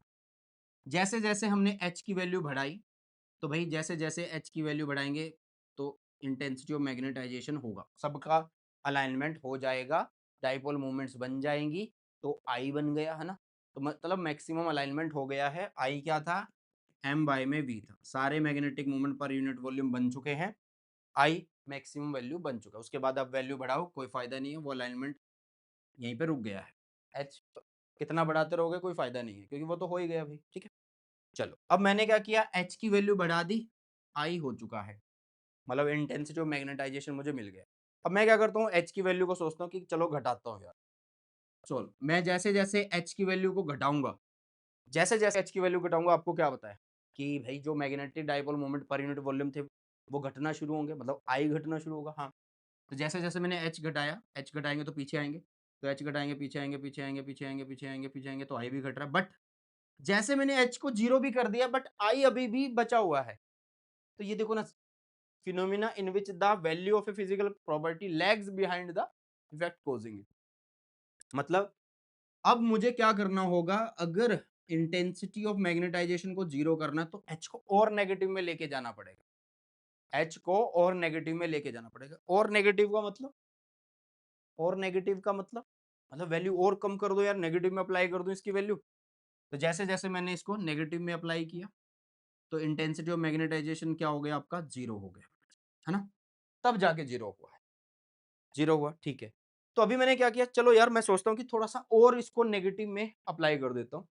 अब जैसे ही आई की वैल्यू जीरो हो गई थी, फिर से इंटेंसिटी ऑफ मैग्नेटाइजेशन बनना शुरू हो गया, बट वो नेगेटिव में बनना शुरू हो गया। इसका मतलब क्या है कि जो अलाइनमेंट पहले ऐसे हो रहा था, अब वो ऐसे हो गया भाई। जो अलाइनमेंट पहले ऐसे हो रहा था, अब वो ऐसे हो गया। तो मतलब जितना मैंने नेगेटिव में एच अप्लाई किया, देखो ये नेगेटिव है ना यहाँ तक, ये नेगेटिव एच है। तो जितना मैंने एच की वैल्यू नेगेटिव में बढ़ाई, तो इंटेंसिटी ऑफ मैग्नेटाइजेशन पहले तो जीरो हो गया था, है ना। इंटेंसिटी ऑफ मैग्नेटाइजेशन पहले तो जीरो हो गया ना किसी एच की वैल्यू पे, नेगेटिव में एच की वैल्यू पे। उसके बाद जितना मैंने नेगेटिव में एच को बढ़ाया, तो ये और अब इंटेंसिटी ऑफ मैग्नेटाइजेशन मतलब अभी भी मैग्नेटिक डाइपोल मोमेंट बने पर यूनिट वॉल्यूम, बट अब दूसरी डायरेक्शन में बने। दूसरी डायरेक्शन, पहले ऐसे थे, अब ये ऐसे हो गए। क्लियर है बात? चलो जी, अब ये ऐसे हो गई क्योंकि फेरोमैग्नेटिक सब्सटेंस ले रहे हैं। अब तो यहाँ पे आके भी एच की एक मैक्सिमम वैल्यू, नेगेटिव में भी एक मैक्सिमम वैल्यू हमें मिल गई है, जहाँ पे उसके बाद क्या है, सबका अलाइनमेंट हो चुका है, उसके बाद वैल्यू बढ़ाओ कोई फर्क नहीं पड़ेगा। फिर से हमने सोचा कि चलो अब फिर से अब एच की वैल्यू को घटाओ और देखते हैं कि अब क्या होने वाला है। जैसे हमने एच की वैल्यू को घटाया घटाया घटाया घटाया, एच की वैल्यू बिल्कुल जीरो कर दी, तब भी देखा यार इंटेंसिटी ऑफ मैग्नेटाइजेशन अभी भी जीरो नहीं हुआ। तो इसका मतलब उसको जीरो करने के लिए फिर से हमें नेगेटिव से जीरो आए, जीरो से अब फिर से पॉजिटिव में चले गए चले गए चले गए, यहाँ पे, ठीक है। पॉजिटिव में बढ़ाया, तो जब पॉजिटिव में उसकी एच की वैल्यू मिली हमें कुछ, तब जाके इंटेंसिटी ऑफ मैग्नेटाइजेशन क्या हुआ बेटा जी, तब जाके आपका इंटेंसिटी ऑफ मैग्नेटाइजेशन जीरो हुआ।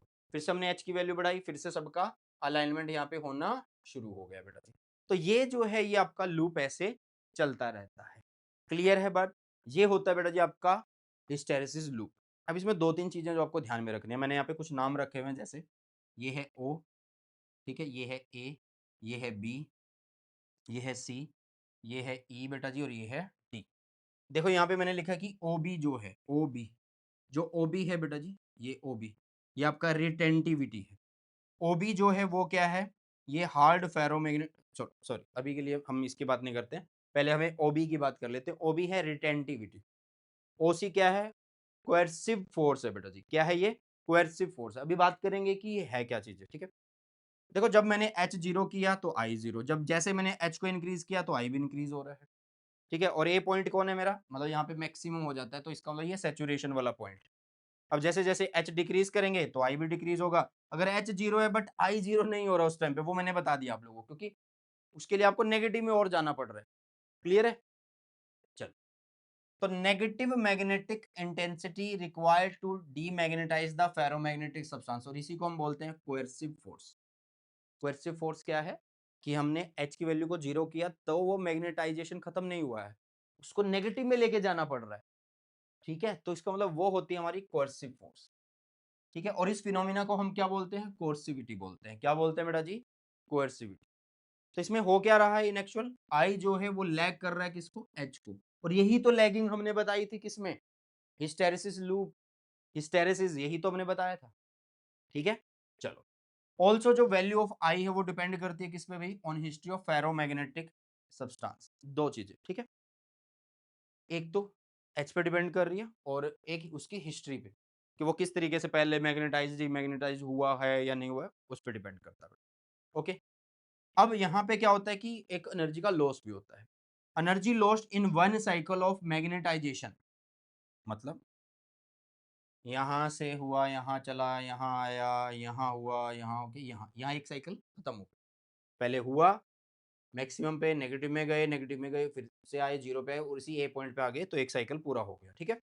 तो energy lost in one cycle of magnetization to demagnetization, और टू मैग्नेटाइजेशन टू डीमैग्नेटाइजेशन, मतलब पहले मैग्नेटाइज कर रहे हैं, फिर डीमैग्नेटाइज कर रहे हैं, फिर से मैग्नेटाइज हो रहा है, फिर से डीमैग्नेटाइज हो रहा है। तो ये जब साइकिल होता है वो डायरेक्टली प्रोपोर्शनल होता है किसके, area of the, area under the curve के। मतलब ये जो कर्व बना है इसका जो एरिया है उसके अकॉर्डिंग हम इसका एनर्जी लॉस बता सकते हैं। उसका हम क्या बता सकते हैं बेटा जी, एनर्जी लॉस बता सकते हैं।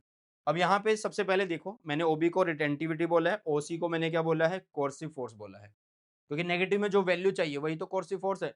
तो ओसी इज, ये क्या है, coercive force. OB is retentivity की मतलब एच को जीरो कर दिया फिर भी कितना बचा हुआ है, मैग्नेटाइजेशन, मतलब आई वहां पे कितना बचा हुआ है ना।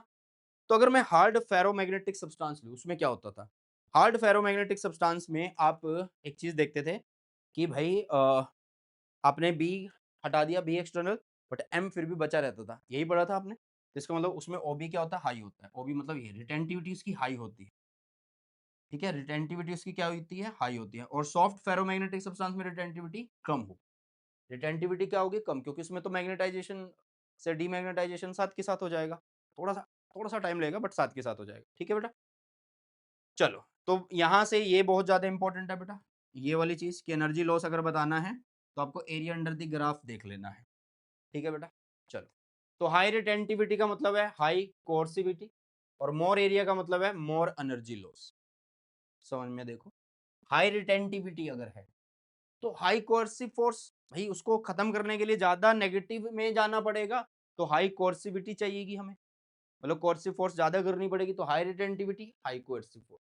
मोर एरिया तो more energy loss, less retentivity तो लेस कोर्सिविटी, और लेस एरिया तो लेस एनर्जी लॉस। ये बहुत ज्यादा इंपॉर्टेंट है भाई साहब, ये पोर्शन बहुत ज्यादा इंपॉर्टेंट है, और मैंने पहले बोला है ये जितना चैप्टर मैं आप लोगों को करा रहा हूँ ये सारा का सारा एनसीईआरटी बेस्ड करा रहा हूँ, ठीक है बेटा। चलो अब आगे देखो, सॉफ्ट फेरोमैग्नेटिक सब्सटेंस के बारे में कुछ बातें पढ़ते हैं और फेरोमैग्नेटिक सब्सटेंस के बारे में कुछ बातें पढ़ते हैं, फिर ये खत्म हो जाएगा और उसके बाद फिर हम कुछ क्वेश्चंस वगैरह कर लेंगे बेटा जी, ठीक है। जैसे कि सॉफ्ट फेरोमैग्नेटिक सब्सटेंस में क्या होता है, सॉफ्ट क्या है भाई, ये एम को जीरो कर देते हैं थोड़ी देर बाद, है ना। तो लेस रिटेंटिविटी है, लेस रिटेंटिविटी है तो लेस कोर्सिव फोर्स होगी, मतलब नेगेटिव में आपको जाना नहीं पड़ेगा इतना, है ना। तो लेस कोर्सिव फोर्स होगी तो लेस एरिया होगा अंडर द कर्व, और लेस एनर्जी लॉस होंगे। तो आपसे क्वेश्चन पूछा जा सकता है कि किसमें एनर्जी लॉस कम होते हैं, तो आप बोल सकते हैं कि सॉफ्ट फेरोमैग्नेटिक सब्सटेंस। तो ये कहाँ पे यूज होते हैं भाई, जनरेटर्स में, ट्रांसफार्मर में, इनमें यूज होते हैं। अगर मैं बात करूं हार्ड फेरोमैग्नेटिक सब्सटेंस की, तो हार्ड फेरोमैग्नेटिक सब्सटेंस मतलब स्टील, है ना। तो यार मोर रिटेंटिविटी होती है इनमें, मतलब इनमें तो मैग्नेटिक मोमेंट्स और आई बना ही रहता है, जब आप बी एक्सटर्नल हटा देते हो तो मतलब मोर कोएर्सिव फोर्स चाहिए आप, तो एरिया भी ज़्यादा हो जाएगा, एरिया ज़्यादा हो गया तो एनर्जी लॉस भी ज़्यादा होंगे। और ये कहाँ पे यूज़ होते हैं, परमानेंट मैग्नेट्स बनाने में यूज़ होते हैं। कहाँ पे यूज़ होते हैं बेटा जी, परमानेंट मैग्नेट्स बनाने में ये यूज़ होते हैं। चलिए, तो अभी करते हैं यार कुछ बढ़िया वाले क्वेश्चन, प्रीवियस ईयर क्वेश्चन है बेटा, ये 2024 का क्वेश्चन है। इस क्वेश्चन में आप लोगों को क्या बोला गया है, इस क्वेश्चन में बोला गया है कि करंट कैरिंग लूप है जिसका मैग्नेटिक मोमेंट m है, और इसको वर्टिकली प्लेन, मतलब इन्हें वर्टिकल प्लेन है, और एक्सटर्नल फील्ड जो है वो इस तरीके से है कि वो इसके प्लेन के परपेंडिकुलर है। मतलब अगर आप m की बात करें या फिर a की बात करें, उनके बीच में जो एंगल होने वाला है वो 0 डिग्री होने वाला है। बाद में वो बोल रहा है कि वो उसको कहाँ तक लेके जाना है, 45 डिग्री तक लेके जाना, मतलब फाइनल ये हो गया इसका 45, फाइनल थीटा, और इनिशियल थीटा इसका 0 हो चुका है ना। तो आपको क्या बताना है, वर्क डन बताना है। तो वर्क डन कैसे लिखेंगे यार, हमें पता है कि जो एनर्जी होती है, चेंज इन एनर्जी, वो होता है minus of work done by conservative force, ठीक है। या फिर आप बोल दो इसको किसके बराबर होता है, ये एक्सटर्नल वर्क डन के बराबर होता है ना। तो एक्सटर्नल वर्क डन हमें निकालना है भाई, वो निकाल लेते हैं। The work done in rotating this loop by 45 degree about an axis perpendicular to B is closest to, ठीक है। अगर ये इलेक्ट्रिक फील्ड बोलता तो हम ये वाला यूज कर लेते, बट हम एक्सटर्नल मान के चल लेते हैं ना। तो डेल्टा यू की वैल्यू कितनी हो गई भाई, इसके बराबर है ये, है ना। तो इसकी वैल्यू कितनी हो गई, ये हो जाएगी बेटा जी आप लोगों के पास कितना, -m b, ये होगा cos theta final minus cos theta initial हो गया बेटा जी, है ना। तो -m b cos theta final कितना है भाई 45 degree, minus cos theta initial कितना है, इनिशियली तो कहाँ पे था वो, इनिशियली 0 पे है, क्योंकि दोनों का एंगल जो है वो 0 डिग्री है भाई, है ना। तो 0 डिग्री हो गया। इसको सोल्व कर लेते हैं, होगा -m b, ये बनेगा 1/√2, ये बनेगा -1, ठीक है। तो ये कितना बन गया, -m b इंटू में 1 माइनस √2 बाय में √2, ये बन गया। तो एक तरीके से ना वैल्यू हमारी नेगेटिव यहाँ से बनेगी, देखो, क्योंकि देखो एक मिनट मैथ में चलते हैं। देखो बेटा जी, अब ध्यान से देखना इधर, 1 माइनस √2 है ना, तो 1 माइनस किसको कर दें, 1.41 को कर दें, तो ये हो गया -0.41, है ना, -0.41 हो चुका है। इसको डिवाइड कर रहे हैं किससे, √2 से, तो इसको डिवाइड कर देते हैं √2, मतलब वही 1.41 से डिवाइड कर लेते हैं, तो -0.29 लगभग 0.3 आ रहा है, माइनस का आ रहा है, और ये माइनस आगे पड़ा हुआ है, तो प्लस हो गया क्या, प्लस MB, कितना हो गया 0.3 वाला, मतलब अब इसको बोल सकते हैं कितना, 0.3 MB हो चुका है प्लस वाला, तो बी इसका आंसर होना चाहिए। अगर वो बोलता कि इसको आप कंजर्वेटिव फोर्स के द्वारा निकालिए, तो फिर तो भाई ये वाला आंसर भी कर सकते थे, है ना, तो कुछ ऐसा क्लैरिटी नहीं करी हुई थी इस क्वेश्चन के अंदर, तो हम एक्सटर्नल के लिए लेके चलेंगे इसको। ओके, चलो जी, तो ये हो गया हमारा पहला क्वेश्चन, जिसका आंसर कितना है बेटा जी, जिसका आंसर हमारा बी हो चुका है। क्लियर है बेटा, फटाफट से बताइए। चलो आगे चलें, चलो नेक्स्ट की तरफ चलते हैं। नेक्स्ट क्वेश्चन है हमारे पास, इन्होंने बोला कि एक बार मैग्नेट है भाई, अच्छा पार्ट्स के आंसर मैंने पहले लिख दिए, बट सुन लो, एक बार मैग्नेट है जिसका मैग्नेटिक मूवमेंट, मतलब m दे रखा आप लोगों को कितना, 6 joule tesla inverse, okay, is aligned at 60 degree with a uniform magnetic field, B के साथ इसका जो एंगल है, मतलब बी की वैल्यू दे दी इसने 0.44 टेस्ला, ठीक है, 60 डिग्री उसके साथ अलाइंड है वो, तो थीटा की वैल्यू दे दी इसने 60 डिग्री, तो इसने बोला है कि with a external field calculate the work done in turning the magnet to align it magnetic movement normal to the magnetic field, मतलब फाइनल एंगल क्या बोल रहा है, ध्यान से सुन लो, ये बोल रहा है कि स्टार्टिंग में अभी हम क्या है कि बार मैग्नेट जो है उसके पास मूवमेंट कितनी है, 6 जूल टेस्ला इनवर्स है भाई, और अभी के लिए ये अलाइंड है 60 डिग्री किसके साथ, ये जो है भाई अलाइन है 60 डिग्री एक्सटर्नल फील्ड के साथ, ठीक है, तो थीटा आप लोगों को दे रखा, आपको वर्क डन निकालना है ना, मेन बात तो ये है, ठीक है, तो वर्क डन निकाल देते हैं, वर्क डन का भी फॉर्मूला करके आए हैं, वर्क डन का फॉर्मूला क्या होगा, एक्सटर्नल निकाल लेते हैं क्योंकि बाहर से ही करना भाई, तो ये हो गया आपके पास कितना, -MB cos theta final minus cos theta initial, यही तो फॉर्मूला हम कर रहे हैं भाई, है ना, माइनस अंदर मल्टीप्लाई कर सकते हो, आपकी मर्जी है, तो ये बोला -M की वैल्यू कितनी है 6, बी की वैल्यू कितनी है 0.44, कोस थीटा फाइनल, फाइनल कितना बोल रहा है वो, फाइनल बोल रहा है the work done in turning the magnet to align its magnetic movement normal to the field 90 degree हो गया, ठीक है, तो ये हो गया आपका कोस 90 माइनस में हो गया कोस 60, ठीक है, दे रखा है, तो ये बनेगा कितना 0.44 के साथ मल्टीप्लाई करेंगे 6 को, बट ये माइनस लगा लो, कोस 90 है तो 0 है भाई, माइनस हो गया कोस 60 1/2, तो मतलब -1/2 आ गया यहाँ से, तो -1/2 आ गया यहाँ से, -1/2, माइनस से माइनस कैंसिल, 1/2 ने इस 3 को कट किया, तो 3 चौके 12, 3 चौके 12 और 1 13, मतलब 1.32 आना चाहिए, तो हमारा आंसर बिल्कुल सही आ चुका है, ये रहा, और ये चीज़ें हमने कर रखी हैं भाई, इसी चैप्टर में करी भी है, ओके, समझ में आया, तो आंसर हमारा कितना 1.32 जूल आ रहा है, जूल जरूर लिख देना, कितना आ रहा है बेटा जी, जूल आ रहा है। इसके बाद आपके क्या बोला इसने, इसी का ही ए का ही फर्स्ट पार्ट तो हम कर चुके हैं, सेकंड बोल रहे हैं opposite to the magnetic field, field इधर मैग्नेटिक मूवमेंट इधर करना चाह रहे हैं, मतलब ये सारा सेम लिखेंगे हम, B external is equal to यहाँ पे -6 इंटू में 0.44, कोस 90 की जगह अब कितना हो रहा है 180 हो रहा है, ठीक है, माइनस में कोस 60 ऐसे हो रहा है, क्योंकि 180 बोल दिया उसने, खुद बोल दिया ना भाई, तो ये बाद में मल्टीप्लाई कर लेना, अभी के लिए इसको एज इट इज लिख देते हैं, ये हो गया -1 और ये हो गया -2 1/2, तो कितना बनेगा -3/2 बन जाएगा ये, चलो जी, तो ये हो गया -3/2, इसने इसको कट किया 0.33, या इसको कट मत करो, आप इसको कट कर दो ऐसे, पहली बात माइनस और माइनस हो गए प्लस भाई, ये हो गया 1.32 इंटू में करेंगे 3, तो ये बनेगा 3 दूनी 6 3 3 9 और 3 3.96 बन रहा है क्या, 3.96 जूल बन रहा है बेटा, क्लियर। इसके बाद टॉर्क पूछ रहा है, torque on the magnet in the final orientation in case second बोल रहा है, अच्छा केस सेकंड में फाइनल ओरिएंटेशन में बोल रहा है, तो टॉर्क का फॉर्मूला अभी हमें पता ही है, m क्रॉस b होता है, तो एम बी साइन थीटा लिखेंगे, m की वैल्यू कितनी है बेटा इसकी 6, b की वैल्यू कितनी है 0.44, फाइनल ओरिएंटेशन में थीटा कितना है 180 डिग्री, तो साइन 180, साइन 180 इज कितना, साइन 180 इज कितना, ठीक है, तो आंसर क्या हो गया टोटल 0 हो गया भाई, साइन 180 0, तो बात खत्म हुई, okay. The torque on the magnet in the final orientation, और फाइनल ओरिएंटेशन भी किसका, सेकंड केस का। सेकंड केस में फाइनल ओरिएंटेशन क्या था, बी इधर एम इधर, तो साइन 180 जीरो हो गया भाई, ठीक है। चलो तो इसलिए आंसर भी जीरो आ रहा है। नेक्स्ट हमारे पास आता है assertion is in question that the poles of a bar magnet cannot be separated। हाँ, नहीं किए जा सकते। क्यों नहीं किया जा सकते, क्योंकि मैग्नेटिक मोनोपोल एग्जिस्ट ही नहीं होते भाई, है ना। तो दोनों बातें सेट हो रही हैं। Pole of a bar magnet can not be separated, नहीं किए जा सकते। क्यों नहीं किया जा सकते, क्योंकि सिंगल पोल भाई एग्जिस्ट ही नहीं होता। गॉस लॉ ऑफ मैग्नेटिज्म पढ़ा था हमने, इसलिए मेरे ख्याल से तो नाइन्थ का आंसर ए आना चाहिए, क्योंकि दोनों ही तो एक्सप्लेनेशन है भाई। क्यों नहीं हो सकते, क्योंकि सिंगल पोल तो एग्जिस्ट है ही नहीं है। बताओ यार जल्दी से फटाफट, बात समझ में आई या नहीं आई। चलो, तो मेरे ख्याल से 9 का ए आंसर होगा। ये आपका 21-22 में क्वेश्चन आया था।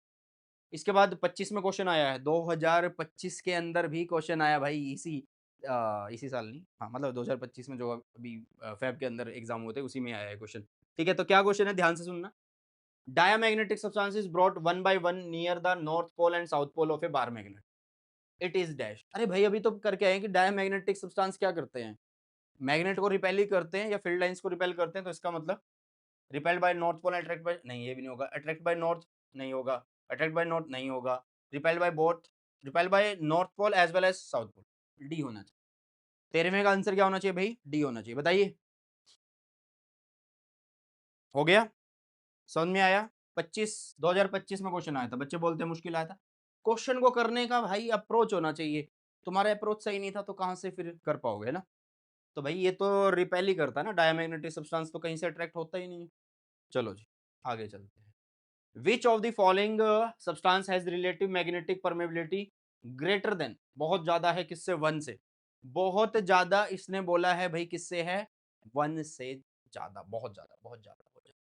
Aluminium, copper chloride, sodium chloride, भाई देखो ध्यान से, तो म्यू आर बहुत बड़ा है वन से। पहली बात, पहली बात। मैं थोड़ा सा कॉन्सेप्ट के ऊपर चलता हूँ, पहले आपको याद दिला देता हूँ कि भाई आपका जो म्यू होता है वो कैसा कैसा होता है ना। म्यू, एक मिनट रुको, ये आपका फेरो ही चल रहा है ना अभी तक, फेरो। एक बार रुक जाओ बस, मैं आपको दिखा दूँ यहाँ तक, इस इधर आ जाओ। यहाँ पे पैरा में देखो क्या होता है भाई, पैरा में जो आपका म्यू आर होता है वो ग्रेटर देन वन होता है, बट ग्रेटर देन से भी ज्यादा बोल रहा है वो, दो बार ग्रेटर लगा हो ना, तो इसका मतलब वो फेरो की बात कर रहा है। तो फेरो के हमारे पास कौन कौन से हैं, फेरो में आपके पास कौन सा है एग्जाम्पल, निकल भी दे रखा है, तो उसमें निकल दे रखा होगा, ध्यान से देख लो एक बार, एक बार देख लो भाई। तो इसमें बहुत ज्यादा किसमें होगा भाई, बहुत ज्यादा किसमें होगा, निकल के अंदर होने वाला है। तो मेरे ख्याल से सी, क्लियर है। बहुत ज्यादा है किससे, एक से, एक से बड़ा होना और एक से बहुत ज्यादा बड़ा होना डिफरेंट है ना भाई। The relative magnetic permeability of a medium is 0.075, it's magnetic susceptibility will be, इसकी मैग्नेटिक ससेप्टिबिलिटी आप लोगों को बतानी है। रिलेटिव मैग्नेटिक परमेबिलिटी दे रखी है, मतलब म्यू आर दे रखा है बेटा कितना, 0.075, इट्स मैग्नेटिक ससेप्टिबिलिटी आपको बतानी है। तो फॉर्मूला क्या था, mu are is equal to 1 plus में जीटा था, तो मैग्नेटिक ससेप्टिबिलिटी कितनी होगी, म्यू आर माइनस में 1, यही होगा ना। तो म्यू आर कितना है, 0.075 माइनस में 1 है, तो कर लो भाई 0.075, अरे 0.075 माइनस करेंगे 1, तो कितना आंसर आना चाहिए भाई, आंसर आना चाहिए कितना, माइनस में 0.925 आंसर आना चाहिए। ये सारे इक्वेशन हमने किए तो हैं, तो आंसर होना चाहिए बी, 15वें का बी आंसर है। बताइए जल्दी से, बताइए, ये समझ में आया, ये वाला समझ में आ गया भाई, जल्दी से एक बार मुझे फटाफट से बता दीजिए, फिर आगे की तरफ चलते हैं। चलिए, नेक्स्ट हमारे पास बोला है इसने, small bar when placed near a magnet it is repelled it, small bar when placed near a magnet, कोई बार लिया उसने, टुकड़ा लिया, कोई पीस लिया और वो फील्ड के पास रखा, मैग्नेट के पास रखा, तो वो रिपेल कर रहा है, तो इसका मतलब वो कौन है भाई, इसका मतलब तो वो कोई ना कोई क्या है, डाया मैग्नेटिक सब्सटेंस है। जल्दी से बोलो भाई वो क्या है, डाया मैग्नेटिक सब्सटेंस है। तो कौन सा एग्जाम्पल है यहाँ पे, डाया का, कॉपर हो सकता है, हाँ जी, कौन सा एग्जाम्पल हो सकता है, कॉपर हो सकता है, बोलो भाई जल्दी से बोलो। ये रहा कॉपर, पहला ही एग्जाम्पल, तो कॉपर, क्योंकि रिपेल करेगा तो कॉपर ही है ना भाई, रिपेल करेगा तो कॉपर है हमारे पास, है ना। तो इसमें आंसर कितना आएगा, कॉपर। 16th का बी, बताइए जल्दी से, कोई दिक्कत है किसी को, इतने में कोई परेशानी अगर है तो वो मुझे बता सकता है। बताओ बेटा फटाफट से, फटाफट। लगातार 1.5 घंटे, शायद दूसरा घंटा भी चल पड़ा होगा, मुझे नहीं पता क्योंकि रिकॉर्डिंग बीच में बंद कर दी थी। मेहनत चल रही है तुम्हारे लिए, बट पढ़ोगे नहीं, मुझे पता है तुम्हारा। अरे सर, पढ़ लेंगे, ऐसा क्यों हमें डिमोटिवेट कर रहे हो? समझ में आया बेटा? 16th का आंसर बी कैसे? क्योंकि रिपेल कर रहा है भाई, है ना? चलो जी, आगे की तरफ बढ़ते हैं। Next, which of the following has its permeability less than that of free space? एक से कम किसकी होगी? जल्दी से एक बार बता दीजिए भाई, फटाफट। एक से कम, एक से कम, एक से कम, एक से कम। क्या मैं यहाँ पे कॉपर के लिए बोल दूं? Magnetic permeability less than that free space, मतलब परमेबिलिटी की बात कर रहा है। विच of the following has its permeability less than that of free space? चलो एक बार देख लेते हैं, एक बार देख लेते हैं कॉन्सेप्ट के अकॉर्डिंग। ये रहा हमारा कॉन्सेप्ट, बेटा जी ध्यान से देखिएगा। डाया डाया डाया डाया डाया, आगे चलते, ये रहा, सॉरी ये रहा। यहाँ पे म्यू आर क्या है? लेस देन 1 है भाई, है ना? तो लेस देन 1 है तो भाई फिर किसके लिए? डाया के लिए। और डाया के एग्जाम्पल आपके पास कौन कौन से हैं? डाया के एग्जाम्पल आप लोगों के पास कौन कौन से हैं भैया? 1 मिनट रुकिएगा, मुझे तो याद है बट तुम्हें भी दिखा दूँ। ये तो पैरा है, ये रहा। कॉपर आ गया इसमें सबसे पहले, तो कॉपर वाले को ढूंढते हैं, वहाँ पे कॉपर है या बाकी के एग्जाम्पल हैं या नहीं है। ठीक है, तो ये रहा भाई, देखो कौन सा है, तो कॉपर है इसमें। 17th, जल्दी से एक बार बताइए। कॉपर लेस देन 1 हो गया, म्यू आर। चलिए, तो आगे बढ़े। विच of the following has its permeability less than 1? ये तो हो चुका है, फ्री स्पेस से ये कंपैरिजन हो चुका है भाई।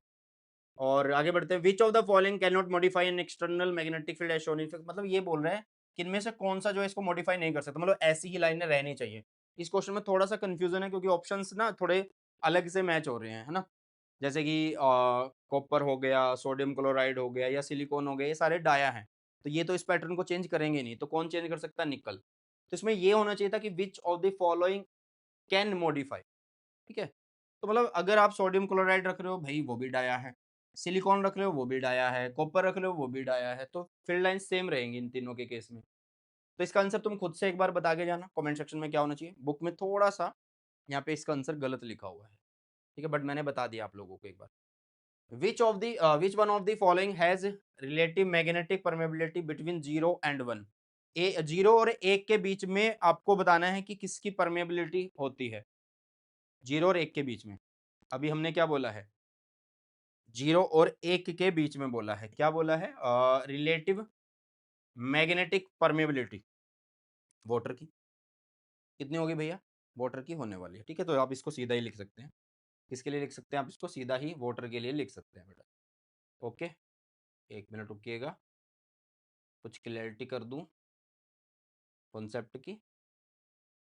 H2, ठीक है, और इसके लिए आपने ऑलरेडी पढ़ा है कि म्यू आर की वैल्यू कितनी है। इसके लिए आपने ऑलरेडी पढ़ा है म्यू आर की कितनी वैल्यू है बेटा, ठीक है। और डाया के लिए म्यू आर लेस देन 1 है ना, लेस देन 1 होने वाली है। म्यू आर लेस देन 1, तो 0 और 1 के बीच में ही है, वो ग्रेटर देन 1 है। हाँ ठीक है, 1 मिनट। तो इसका आंसर हमारा वोटर आने वाला है बेटा। कितना आने वाला है हमारा इसका आंसर? वोटर आने वाला है, ठीक है। 19th का समझ में आ गया भाई, वोटर है। चलो, इसके बाद आगे क्या बढ़ते हैं, आगे बढ़ते हैं, आगे बढ़ते हैं। The magnetic field lines are dash by a diamagnetic substance. भाई रिपेल करती हैं इसके द्वारा, तो है ना, repel by diamagnetic substance. Okay, ये तो पता ही है, बोलो यार जल्दी से, है ना? चलो जी। The magnetic susceptibility of a magnesium at 300 kelvin, मतलब टेम्परेचर दे रखा है और ससेप्टिबिलिटी में इन्वर्स का रिलेशन होता है, तो आपको पता ही है। तो 300 केल्विन पे दे रखा है कितना? 1/1.2 इंटू में 10⁵ at what temperature will it magnetic susceptibility become this? तो टेम्परेचर अगर यहाँ पे लिखो तो यहाँ ससेप्टिबिलिटी चली जाएगी 1.44 इंटू में 10⁵, ये कट गया, ठीक है। और बस हो गया। टी ये हो गया 300 इंटू में हो गया 1.2, ये हो गया 1.44, यहाँ पे हो गया टी। ऐसे ही होगा बेटा, हमने इन्वर्ट ये वाला रिलेशन यूज़ कर लिया, ठीक है। तो कर लेते हैं, क्या आएगा आंसर? 300 में अगर मल्टीप्लाई कर दें किसको? 1.2 को, तो बनेगा 360। डिवाइड कर दें इसको किससे? 1.44 से, तो बनेगा 250। तो टी की वैल्यू आ रही है 250। कितना दे रखा है यहाँ पे?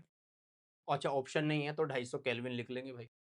250 केल्विन आ जाएगा यहाँ पे, बोलो कितना आएगा यहाँ पे? 250 केल्विन आ जाएगा बेटा जी। Next, the magnetic susceptibility of a given material is negative. Negative भाई किस में होती है? डाया में होती है। किस में होती है? डाया में होती है। डाया में। क्लियर है?